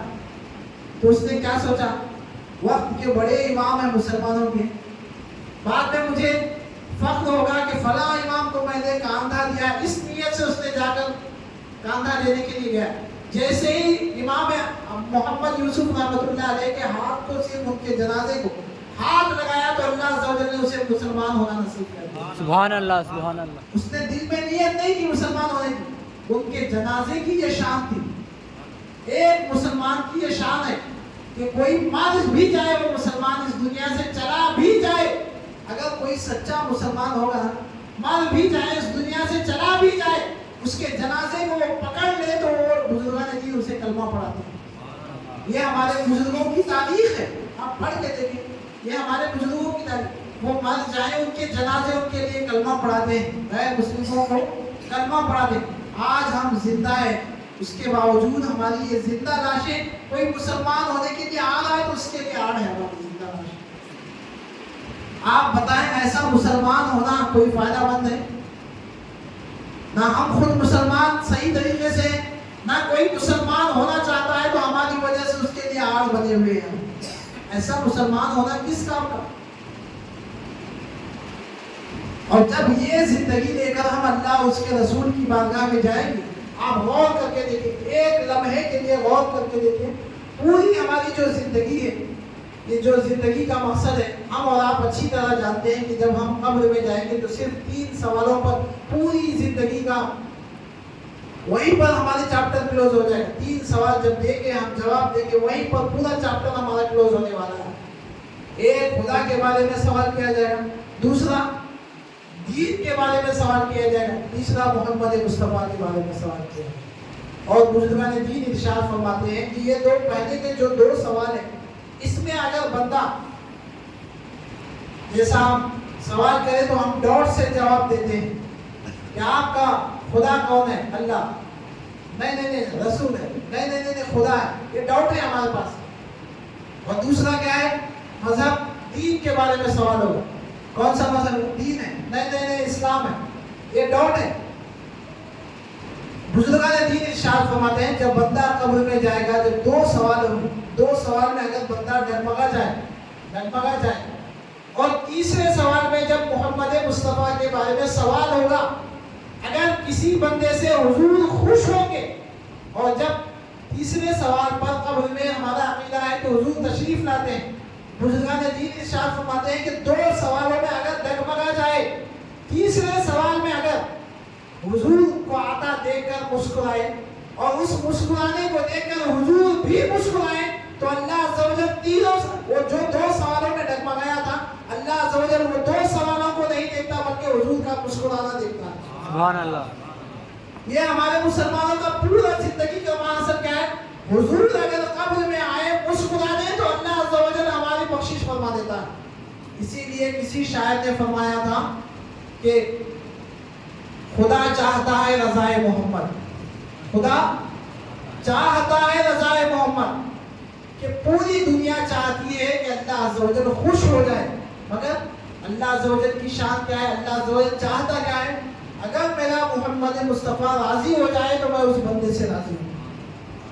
ہم غور کر کے دیکھیں، جو تیسرے سوال پر ہم پہنچے، جب ہم قبر میں جائیں کہ نہ ہمیں قرآن پڑھنا آتا ہے، الحمد کا سورہ ہم جب حضور کی بارگاہ میں سنانے کے لیے فریاد کی جائے گی تو ہمارے لیے 10 سے 100 غلطیاں نکلے گی. سورہ فاتحہ، قرآن کیا ہے نہیں معلوم ہے، اسلام کیا ہے مکمل طریقے سے نہیں معلوم ہے، حضور کی ذات کیا ہے ہم قرآن کے علاوہ کسی جگہ سے ہم پڑھ کر کبھی سوچے نہیں ہیں. اتنی چیزیں ہمیں نہیں معلوم ہے. جب خدا کی بارگاہ میں جائیں گے، قبر میں جائیں گے، حضور ہمارے سامنے ہوں گے، تو کوئی ہمیں شرمندگی کے علاوہ کوئی راستہ ہے ہمارے لیے؟ خدا کی بارگاہ میں جائیں گے اور قیامت کا منظر ایسا منظر ہے کہ یہاں ہم 101 جھوٹ بولنے کے لیے لوگ بولتے نا، ایک جھوٹ اگر کوئی بولا تو اس کو چھپانے کے لیے کتنے جھوٹ؟ 100 جھوٹ بولنا پڑتا، مگر قیامت میں ایسا نہیں ہوگا۔ اگر ہم کسی برائی کو چھپانا چاہیں تو چھپا نہیں سکتے۔ قرآن نہیں پڑھے، اللہ عز و جل ہمیں قیامت کے دن پوچھ لیا کہ قرآن نہیں پڑھے، ہم خدا کی بارگاہ میں کھڑے ہو کر یہ نہیں بول سکتے میں تو پڑھا تھا رمضان میں، بول سکتے ہم؟ آپ بتائیں، بول سکتے ہیں ایسا؟ خدا کی بارگاہ میں یہ بہانہ کر سکتے ہیں؟ قرآن نہیں پڑھا، اللہ عز و جل کی طرف سے سوال ہو، ہم کیا کر رہے ہیں؟ ہاتھ باندھ کے، ادب تو ہے ہمارے پاس، ہاتھ باندھ کے ادب سے بول رہے ہیں اللہ میں قرآن ایک بار پڑھا تھا، ایک بار پوری زندگی میں ایک بار پڑھا تھا، بول سکتے ہیں ہم؟ بولا، آپ بتائیں، بول سکتے ہیں قرآن کے بارے میں، حضور کے بارے میں ہم سوال، جب اللہ کی طرف سے سوال ہوگا تو بول سکتے ہیں؟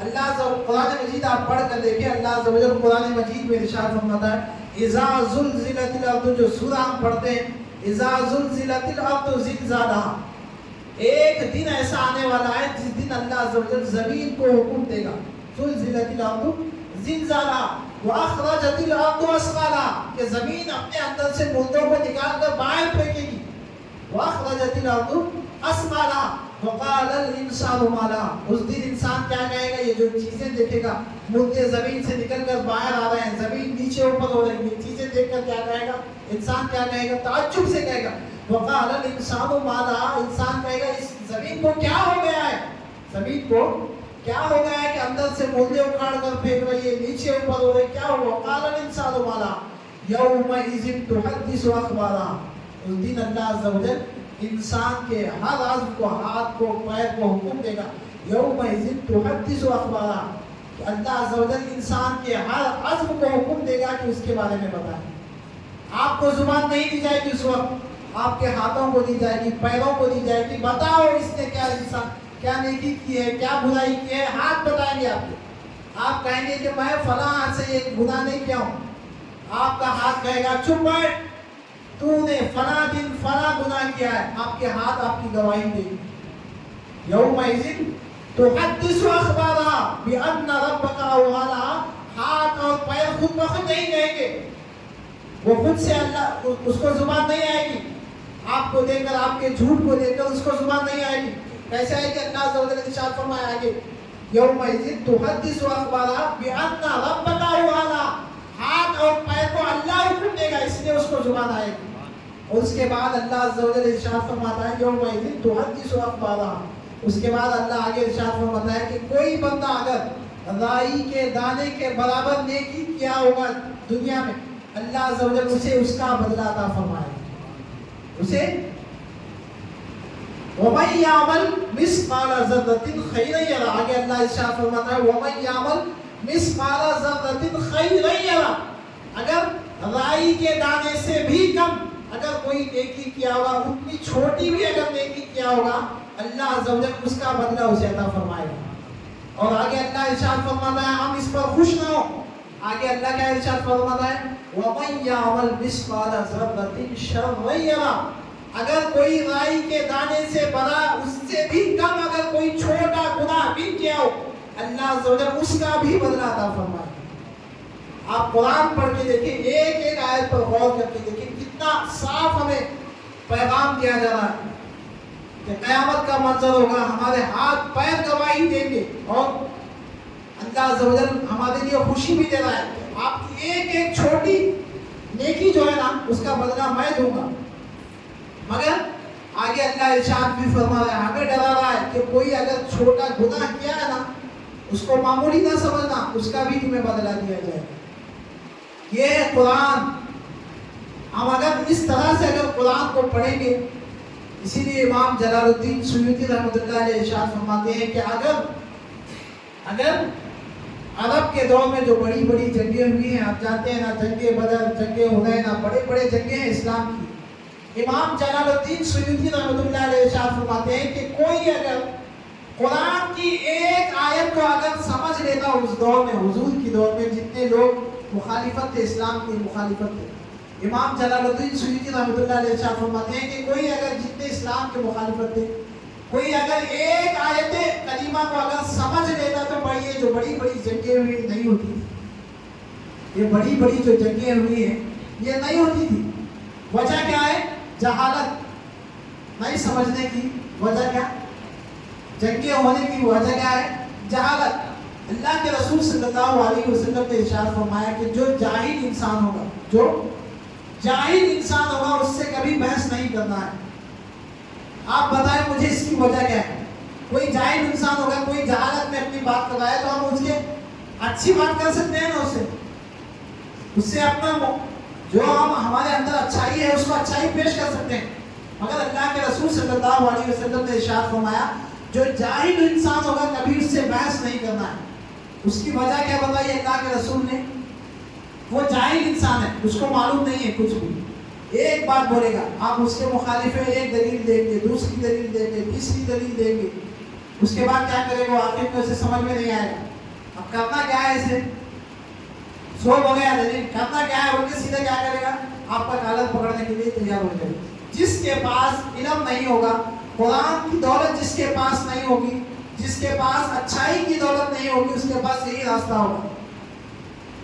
اسی لیے اللہ کے رسول نے کیا ارشاد فرمایا؟ جاہل سے کبھی بحث نہیں کرنا۔ کیوں؟ ایک بات دے گا، دو دلیلیں دے گا، اس کے بعد کیا کرے گا؟ ختم۔ اب اس کے بعد چوتھی دلیل اس کے پاس ہے نہیں تو کیا کرے گا؟ سیدھا آپ کا کالر پکڑ کے ماننے کے لیے تیار ہو جائے گا۔ اب ہے نہیں اس کے پاس کچھ بھی، کرے گا کیا؟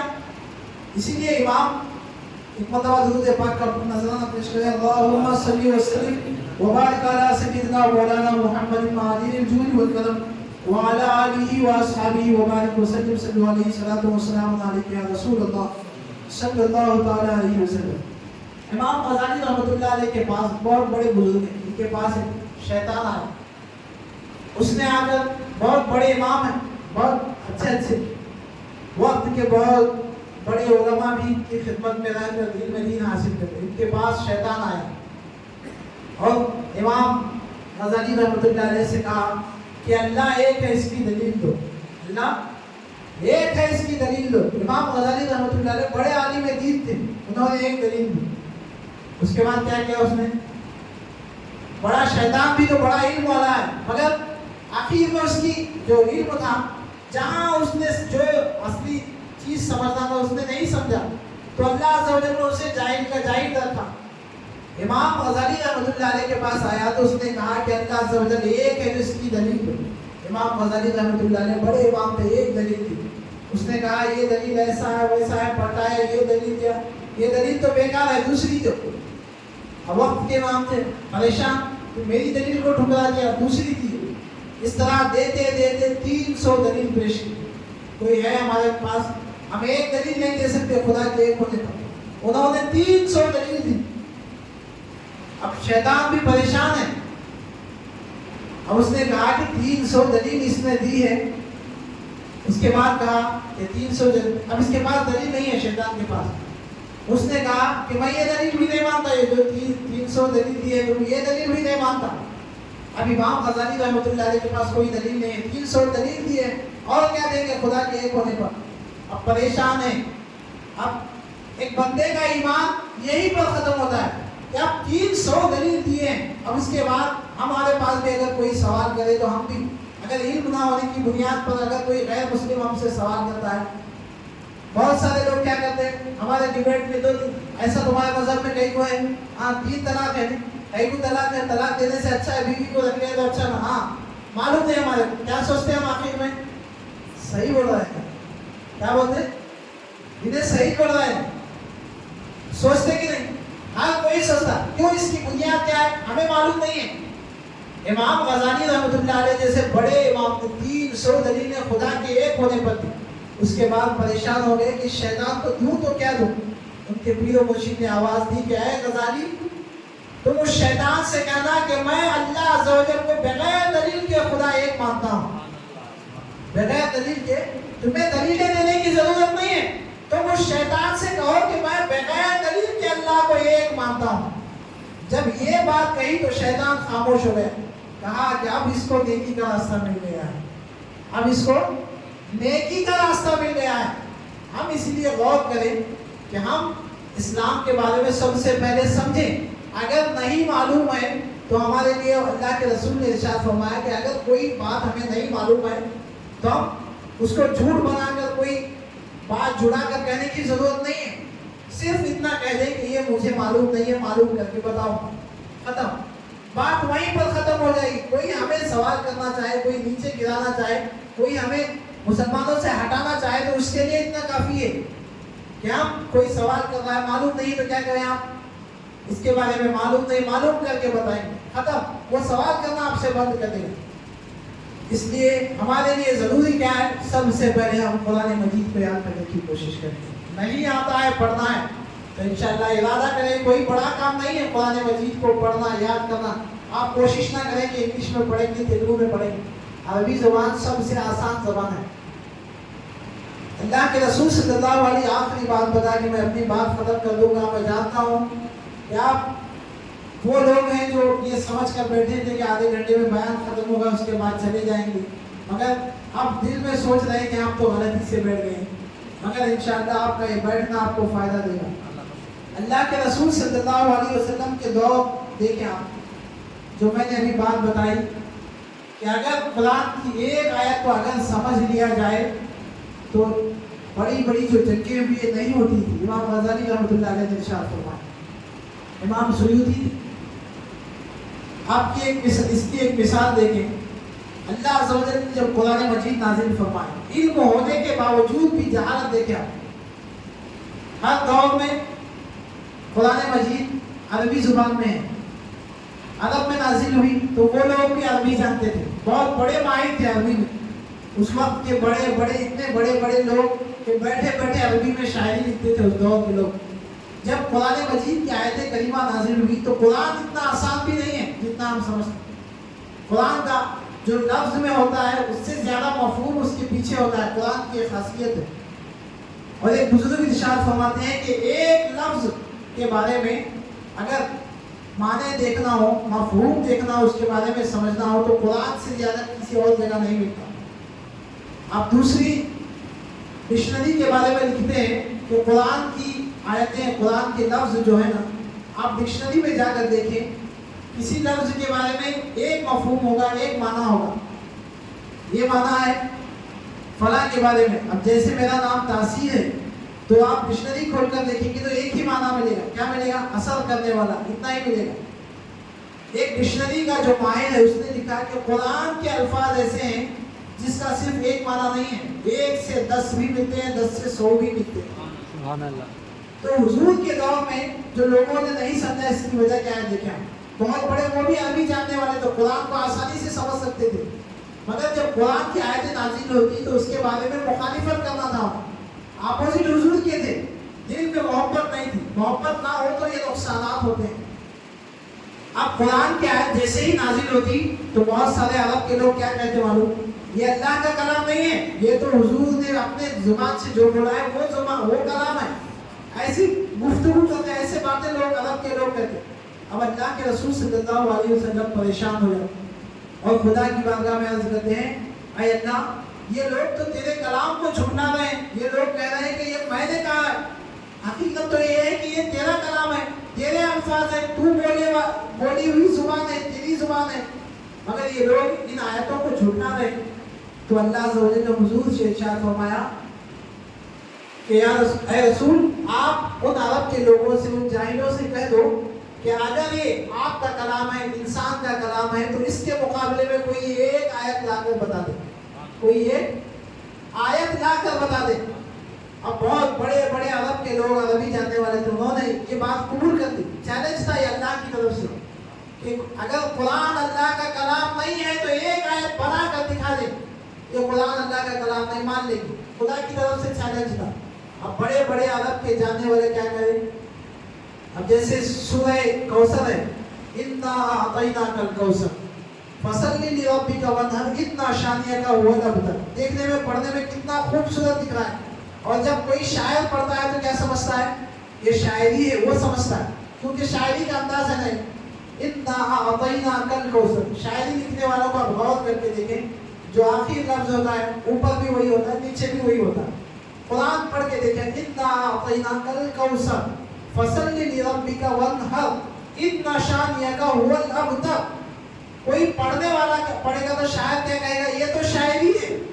कोई मफहूम अरबी जानने वाला जब पढ़ेगा, उसके मफहूम को समझेगा तो क्या कहेगा, ये शायरी नहीं, इसके अंदर बहुत कुछ लिख के है। इसमें समझने वाला क्या कहेगा, ये शायरी नहीं, इसके अंदर बहुत है हुजूर के कौसर के बारे में। हुजूर जब जाम क़यामत के दिन पिलाएंगे, उसका नाम कौसर है।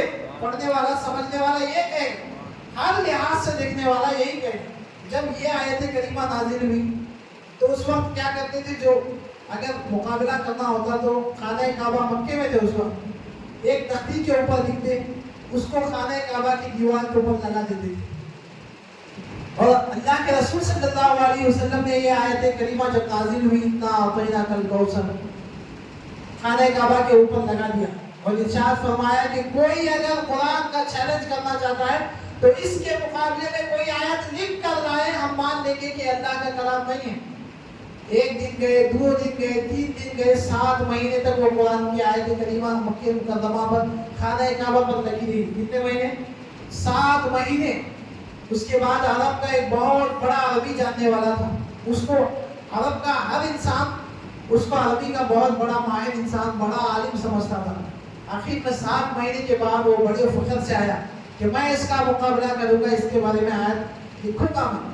7 महीने के बाद पूरे अरब वालों को फख्र था कि अरब का बड़ा आलिम है, ये हमारा मुकाबला करके इस्लाम को खत्म कर देगा, अभी का भी कुरान को खत्म कर देगा। बहुत पूरे अरब वाले खुश थे। अब वो जब आया, ठहरा पड़ा, 7 महीने के बाद वो आया बड़े फख्र से कि 7 महीने से बड़े बड़े अरब के लोग इसका मुकाबला नहीं कर सके एक आयत का, मैं इसका मुकाबला करके जीत के बड़ा आलिम बनने वाला हूँ। खुशी से आया। 7 महीने के बाद आया, उसने पढ़ा, इन्ना अतैनाकल कौसर फसल्लि लिरब्बिका वन्हर इन्ना शानियका हुवल अबतर। एक बार पढ़ा, तसल्ली नहीं हुई इसको, इतना तो क्या लिखना। क्यों? कुरान मजीद में आपको बताया कि अल्लाह अज़्ज़ा व जल की भेजी हुई किताब है और इसकी हिफाजत कौन कर रहा है?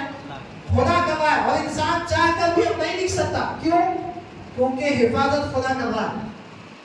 इसीलिए एक शायर ने कहा था कि वो शम्मा क्या मुझे जिसे रोशन खुदा करे। कुरान मजीद को अल्लाह अज़्ज़ा व जल ने रोशन किया। अब दिमाग इसका बड़ा आलिम है अरबी का, मगर सोच रहा है लिखूंगा तो क्या लिखूंगा, मगर अल्लाह अज़्ज़ा व जल उसकी सोच पर ताले लगा दिया। पढ़ता रहा, एक बार पढ़ा, 2 बार पढ़ा, 70 मरतबा उसने पढ़ा। उसके बाद आखिर में नीचे एक जुमला लिखा। क्या लिखा मालूम है आपको? ये इंसान का कलाम नहीं, ये तो अल्लाह का कलाम है। सुभान अल्लाह। एक जुमले में उसने पूरी जितने लोग अरब का गुरूर था सबका गुरूर खत्म कर दिया। ये अल्लाह अज़्ज़ा व जल का कलाम नहीं, ये तो खुदा का कलाम है, लिख के एक जुमले में खत्म कर दिया।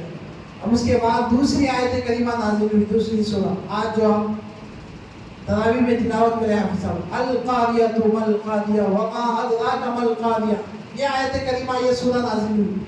जब ये सूरह नाज़िल हुई तो अरब के 2-4 लोग उठे, हाँ ये तो आसान है, अल क़ारियतु मल क़ारिया वमा अदराका मल क़ारिया, आसान है देखने में। अरबी जानने वालों को तो और आसान दिखता, वो लोग हाँ ये आसान है, इसका मुकाबला हम कर सकते हैं। अल्लाह के रसूल सल्लल्लाहु अलैहि वसल्लम ने ये आयत करीमा एक तख्ती पर लिखी, खाने काबा पर लगाया, अल क़ारियतु मल क़ारिया वमा अदराका मल क़ारिया।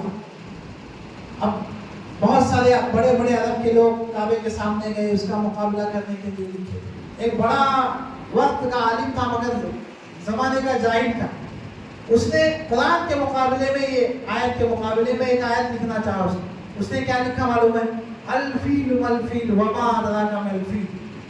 अब ये 2 जो उसने लिखा, कुरान ने जो लिखा, इसका तर्जुमा आप पढ़ के सुन के देखें, मजा आएगा आपको। सुन रहे हैं ना? खत्म कर देंगे इंशाल्लाह। आप सुन रहे हैं तो इंशाल्लाह ये बात बताऊंगा, उसके बाद तो खत्म कर देंगे। तो उसने आयत करीमा जब ये देखी, अल क़ारियतु मल क़ारिया, इसका माना है अल क़ारियतु मल क़ारिया।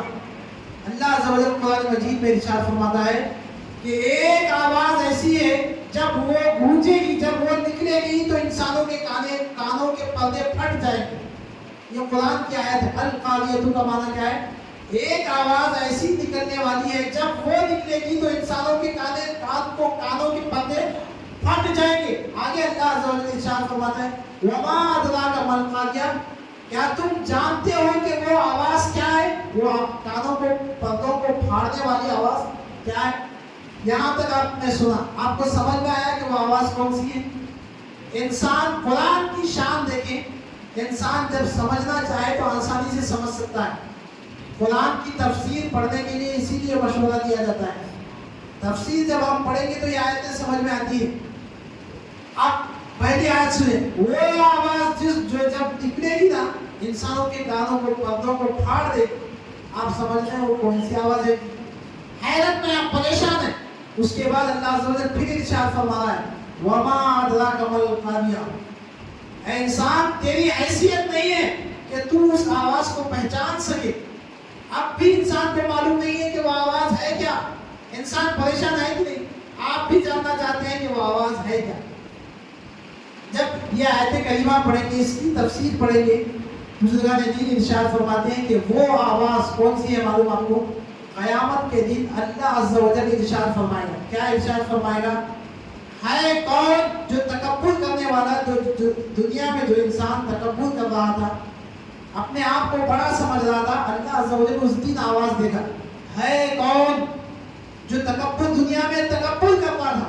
है कोई बादशाह जो दुनिया में अपने आप को बादशाह समझ, आज के दिन का तो मैं बादशाह हूँ। ये अल्लाह अज़्ज़ा व जल्ल की आवाज होगी। तो बुजुर्गान दीन इरशाद फरमाते हैं, वो आवाज के बारे में अल्लाह अज़्ज़ा व जल्ल ने इरशाद फरमाया। जब तक हम कुरान पढ़ते रहे तो हमें समझ में नहीं, अल कारिया, वो आवाज कौन सी है? वमा अदराका मल कारिया, वो आवाज के बारे में तुम नहीं जानते। अल्लाह अज़्ज़ा व जल्ल खुद इरशाद फरमाया। यहाँ तक इंसान परेशान है कि समझेगा तो वो आवाज है क्या, परेशान। उसके मुकाबले में उसने क्या लिखा? अल फील मल फील वमा अदराका मल फील। ये बच्चा भी समझ सकता है। फील का माना क्या है? हाथी। हाथी को क्या बोलते हैं अरबी में? फील बोलते हैं। एलिफेंट, हाथी को क्या बोलते हैं अरबी में? फील बोलते हैं। उसने क्या लिखा? अल फील वमा अदराका मल फील। है हाथी और है हाथी, और हाथी के बारे में तुम क्या जानते हो? बच्चा जानता है कि हाथी है क्या? नहीं जानता। लंबी सोच है, बड़ा इंसान है, बहुत बड़ा जानवर है, कोई जानता है। इंसान जैसे ही सबसे पहली आयत पढ़ेगा अल फील, समझ जाएगा कि नहीं? आप अरबी नहीं जानते इसलिए नहीं जानते, मगर अरब के दौर जो इंसान उस वक्त अरब में थे, वो लोग अरबी जुबान जानने वाले, उसने कहा अल फील, क्या लोग क्या कहेंगे? ये हाथी के बारे में बोल रहा है। एक ही लफ्ज जैसे ही उसने कहा तो समझ में आ गया उसको। फिर उसने क्या कहा? वमा अदराका मल फील, तुम क्या जानो कि हाथी क्या है? बहुत सारे छोटे छोटे बच्चे बोल रहे हैं, हम कहीं को नहीं जानते, हम सब जानते हैं हाथी है क्या। ये अरब की जहालत थी, कुरान के मुकाबले में लाना चाहे मगर पूरी कोशिश करनी। और कुरान का ये तरीका है, कुरान की ये शान है। आयत एक है, हमारी सोच वहां पर कासिर है। अल कारियतु, है वो आवाज कोई कड़क देने वाली। हम सोच रहे हैं कौन सी आवाज, कौन सी आवाज, पूरी जिंदगी हमारी गुजर जाएगी, हम सोचेंगे नहीं। जब कुरान पढ़ेंगे, उसके बारे में समझेंगे, तर्जुमा पढ़ेंगे, तफसीर पढ़ेंगे, जब मालूम होगा कि ये वो आवाज है जो अल्लाह अज़्ज़ा व जल्ल क़यामत के दिन देने वाला है। इतना सब कुछ होने के बाद जब पता चलेगा कि ये आवाज अल्लाह अज़्ज़ा व जल्ल की तरफ से दी जाने वाली आवाज है। अब जो आयतें, जिन्होंने जो लफ्ज लिखा है, आपको समझ में नहीं आ रहा, आसानी से समझ में आ रहा। इसलिए कुरान मजीद को समझना, इसलिए बुजुर्गों ने कहा कि अगर लोग, उस वक्त के लोग कुरान की एक आयत को भी अगर समझ लेते तो बड़ी बड़ी जंगें नहीं होती। जालत थी उनके पास, बड़ी बड़ी आयतें लेके आए हुजूर की बारगाह में, अल फील मल फील वमा अदराका मल फील।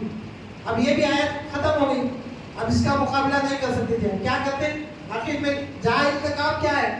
एक दलील देगा, दो दलील देगा, सामने वाला जब दलीलें खत्म हो जाएगी तो क्या करेगा? जंग के लिए तैयार हो जाएगा। आप बहुत सारे लोगों को, जो बहुत सारे गैर मुस्लिम हमसे सवाल करते हैं कि इस्लाम में बहुत बड़ी बड़ी जंगें हुई, आप कहते हैं आओ सही हुई। कोई बड़ा बड़ा इंसान अगर आपसे, गैर मुस्लिम आपसे सवाल करे इतने जंगें लड़ने की जरूरत क्या थी? जंग तलवार के जरिए इस्लाम फैला है, यही बहुत सारे लोग बोलते हैं। बहुत सारे आप यूट्यूब में देखें, आप बहुत सारे बड़े बड़े हिंदू लोग यही बोलते हैं। क्या बोलते हैं? बहुत बड़ी जंगें होने की वजह से लोग जो है जबरदस्ती इस्लाम में है। मगर इसकी असल वजह क्या है? कभी अल्लाह और उसके रसूल ने अपनी तरफ से तलवार उठाने का हुक्म नहीं दिया है। आप पूरी इस्लाम की हिस्ट्री पढ़ कर देखें, हम बहुत आसानी से मान लेते हैं। और जंगें हुई इसलिए मुसलमान हुए, जंग नहीं होती थी तो आज इतने मुसलमान नहीं रहते थे, कोई गैर मुस्लिम बोलता तो हम आसानी से मान लेते। मगर आप पढ़ के देखो, आप जितने भी जंगें हुई हैं उसमें मुसलमानों की तरफ से पहल नहीं हुई। हर जंग अल्लाह के रसूल सल्लल्लाहु अलैहि वसल्लम ने एक कुरान की आयत पेश की, इसका मुकाबला हुआ, मुकाबला होता रहा। अब नहीं हुआ तो क्या करें लोग, अरब के लोग तलवार लेकर सामने आए। और जब कोई इंसान तलवार लेकर सामने आए तो उन लोग चूड़ियां पहनकर बैठते हैं हाथ में। आपके घर पर कोई हमला करे तो आप दूसरे दिन जाकर उसके घर पर ले जाकर उसके इस्तकबाल करेंगे, उसके ताज़ीम करेंगे, उसके गले में हाथ डालेंगे। जरूरी है कि आप अपनी हिफाजत करें। तो इस्लाम की जितने भी जंगें हुई हैं, इस्लाम की तरफ से उसकी शुरुआत नहीं हुई, गैर मुस्लिमों ने उसकी शुरुआत की। उसके बाद अल्लाह अज़्ज़ा व जल ने हुक्म दिया कि ऐ रसूल आप भी अपनी उम्मत को तैयार करें जंग के लिए।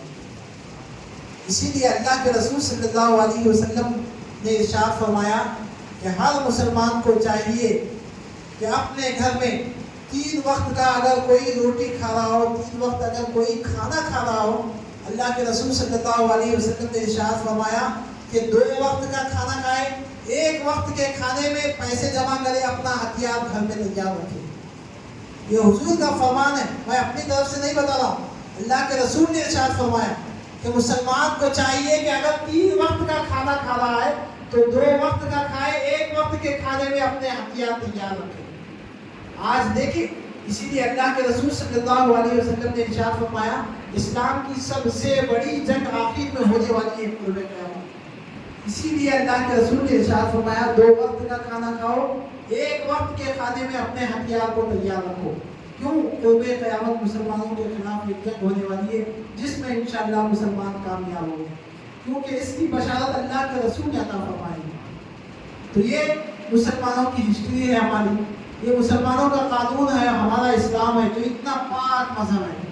तो इसलिए हम कोशिश करें कि हम अगर कुरान पढ़ने के अलावा दूसरा कोई और पढ़ें तो अच्छी बात है, मगर सबसे पहले हमारा हक बनता है कि हम कुरान पढ़ें, कुरान सीखें। नहीं आता है तो कोई बड़ी बात नहीं है। आज इतने अच्छे जरिए, अच्छे तरीके हैं कुरान सीखने के लिए। आप ऑनलाइन भी सीख सकते हैं, किसी से बैठ कर भी सीखते हैं, किसी से खड़े होकर भी आसानी से कुरान सीखते हैं। कोई बड़ी बात नहीं है कुरान सीखना। जिसको इंग्लिश नहीं आता है, जिसने स्कूल भी नहीं पढ़ा है, एक वक्त ऐसा था जब नंबर लगाकर किसी को फोन लगाना होगा तो नंबर लगाने की जरूरत पड़ती थी। 10 नंबर आ जाए तो किसी को हम फोन लगा सकते थे। मगर आज गौर करके देखें, जिसको इंग्लिश नहीं आता, जिसने स्कूल कभी गया ही नहीं, बड़े आईफोन इस्तेमाल कर रहा है। इंग्लिश नहीं आती है, कैसे इस्तेमाल कर रहा है? कोशिश कर रहा है, दिल में नियत है कि हमें ये आईफोन लेना है, इस्तेमाल करना है। बहुत बड़े चाय बनाने वाले भी आईफोन इस्तेमाल कर रहे हैं। इसकी वजह क्या है? शौक है उनके दिल में, हमें पढ़ना है, हमें लेना है कुछ। अगर दिल में इरादा होगा इंशाअल्लाह अल्लाह अज़्ज़ा व जल उसकी कामयाबी देगा। एक वाक़या आखिरी बता के मैं ख़त्म कर दूंगा। एक बहुत नेक इंसान थे, आपकी नीयत के इसलिए सोचने के बारे में बता रहा हूँ। एक नेक इंसान थे, उनका बेटा भी बहुत बड़ा नेक इंसान, परहेजगार था। जब जवान हुआ तो उन्होंने सोचा कि इनकी शादी करना है, उम्र हो गई है शादी करनी। बेटे से कहा बेटा तेरी उम्र हो गई है, तुझे शादी करना है। बेटे से जब भी शादी का इरादा करते तो बेटा कहता मुझे अभी इसी वक्त शादी नहीं करना है, एक वक्त आएगा मैं आपको बताऊंगा, उस वक्त शादी करूंगा। एक लंबा अरसा गुजर गया, शादी के लिए इनकार करता गया बेटा, इनकार पे इनकार। अब बाप परेशान है कि मेरी उम्र बहुत ज्यादा हो गई है, अब मैं करूंगा तो भी क्या करूंगा। अच्छा है कि मेरे मरने से पहले इसकी शादी हो जाए तो मेरी जिम्मेदारी हो जाएगी। हर कोई बाप यही सोचता है। तो उस नेक इंसान ने भी सोचा कि मेरे मरने से पहले मेरे बेटे की शादी हो जाएगी तो मेरी जिम्मेदारी करूँ। अब बेटा है कि मानने को तैयार नहीं है। मस्जिद में जाता था, नमाज पढ़ता था, इमाम साहब की ज्यादा सुनता था। तो बाप गए इमाम साहब के पास, अकेले में गए, कहा मेरे बेटे उम्र ज्यादा होती जा रही है, मेरी उम्र मरने के करीब है, ये बेटा मेरा तैयार ही नहीं है कि शादी करना। मैं चाहता हूँ कि मेरे मरने से पहले अपने बच्चे की जिम्मेदारी को खत्म करके इसके भाऊ देखना चाहता हूँ घर में, शादी करके मरना चाहता हूँ। इमाम साहब ने कहा मैं आपके बेटे को समझाऊंगा, मेरी वो सुनता है, मैं समझाऊंगा।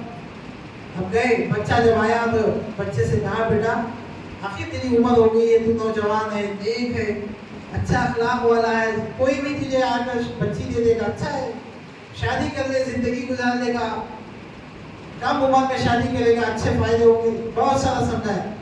तो इमाम साहब से उस नेक इंसान ने उसके जो दिल का इरादा था, किसी से बयान नहीं किया था, उसने अपने दिल का इरादा बयान किया। कहा इमाम साहब मैं चाहता हूँ कि ऐसी औरत से शादी करूँ जो कुरान की हाफिजा हो, दीन की आलिमा हो। जब वो ऐसी औरत होगी उससे शादी करूंगा, उससे औलाद होगी। मैं चाहता हूँ कि मेरा वो बेटा बैतुल मक़दिस को आज़ाद करेगा। मैं चाहता हूँ मैं ऐसी औरत के इंतज़ार में हूँ, ऐसी नेक औरत के इंतज़ार में हूँ कि वो कुरान की खालिया भी होगी, हाफिजा भी होगी। अब जब उससे औलाद होगी वो अपने बेटे को इतनी अच्छी तरबियत देगी कि जो बैतुल मक़दिस आज परेशान नजर आए, मुसलमान फ़लस्तीन में मर रहे, उस बैतुल मक़दिस को आज़ाद करने वाले बच्चे को पैदा करेगी। ऐसी औरत के इंतज़ार में हो। अब इमाम साहब थक के पीछे हो गए, ऐसी नेक औरत मैं कहाँ से लाऊंगा। कहा बेटा मैं जब मिलेगी तो तुझे बोलूंगा, भेज दी। एक दिन गए, 2 दिन गए, तीसरा दिन गया, एक औरत पर्दे में, मुकम्मल पर्दे में इमाम साहब के पास आई। अल्लाह ज़वजल का कानून देखे, इंसान जब अच्छी नीयत करता है तो अल्लाह ज़वजल उसका बदला भी देता है।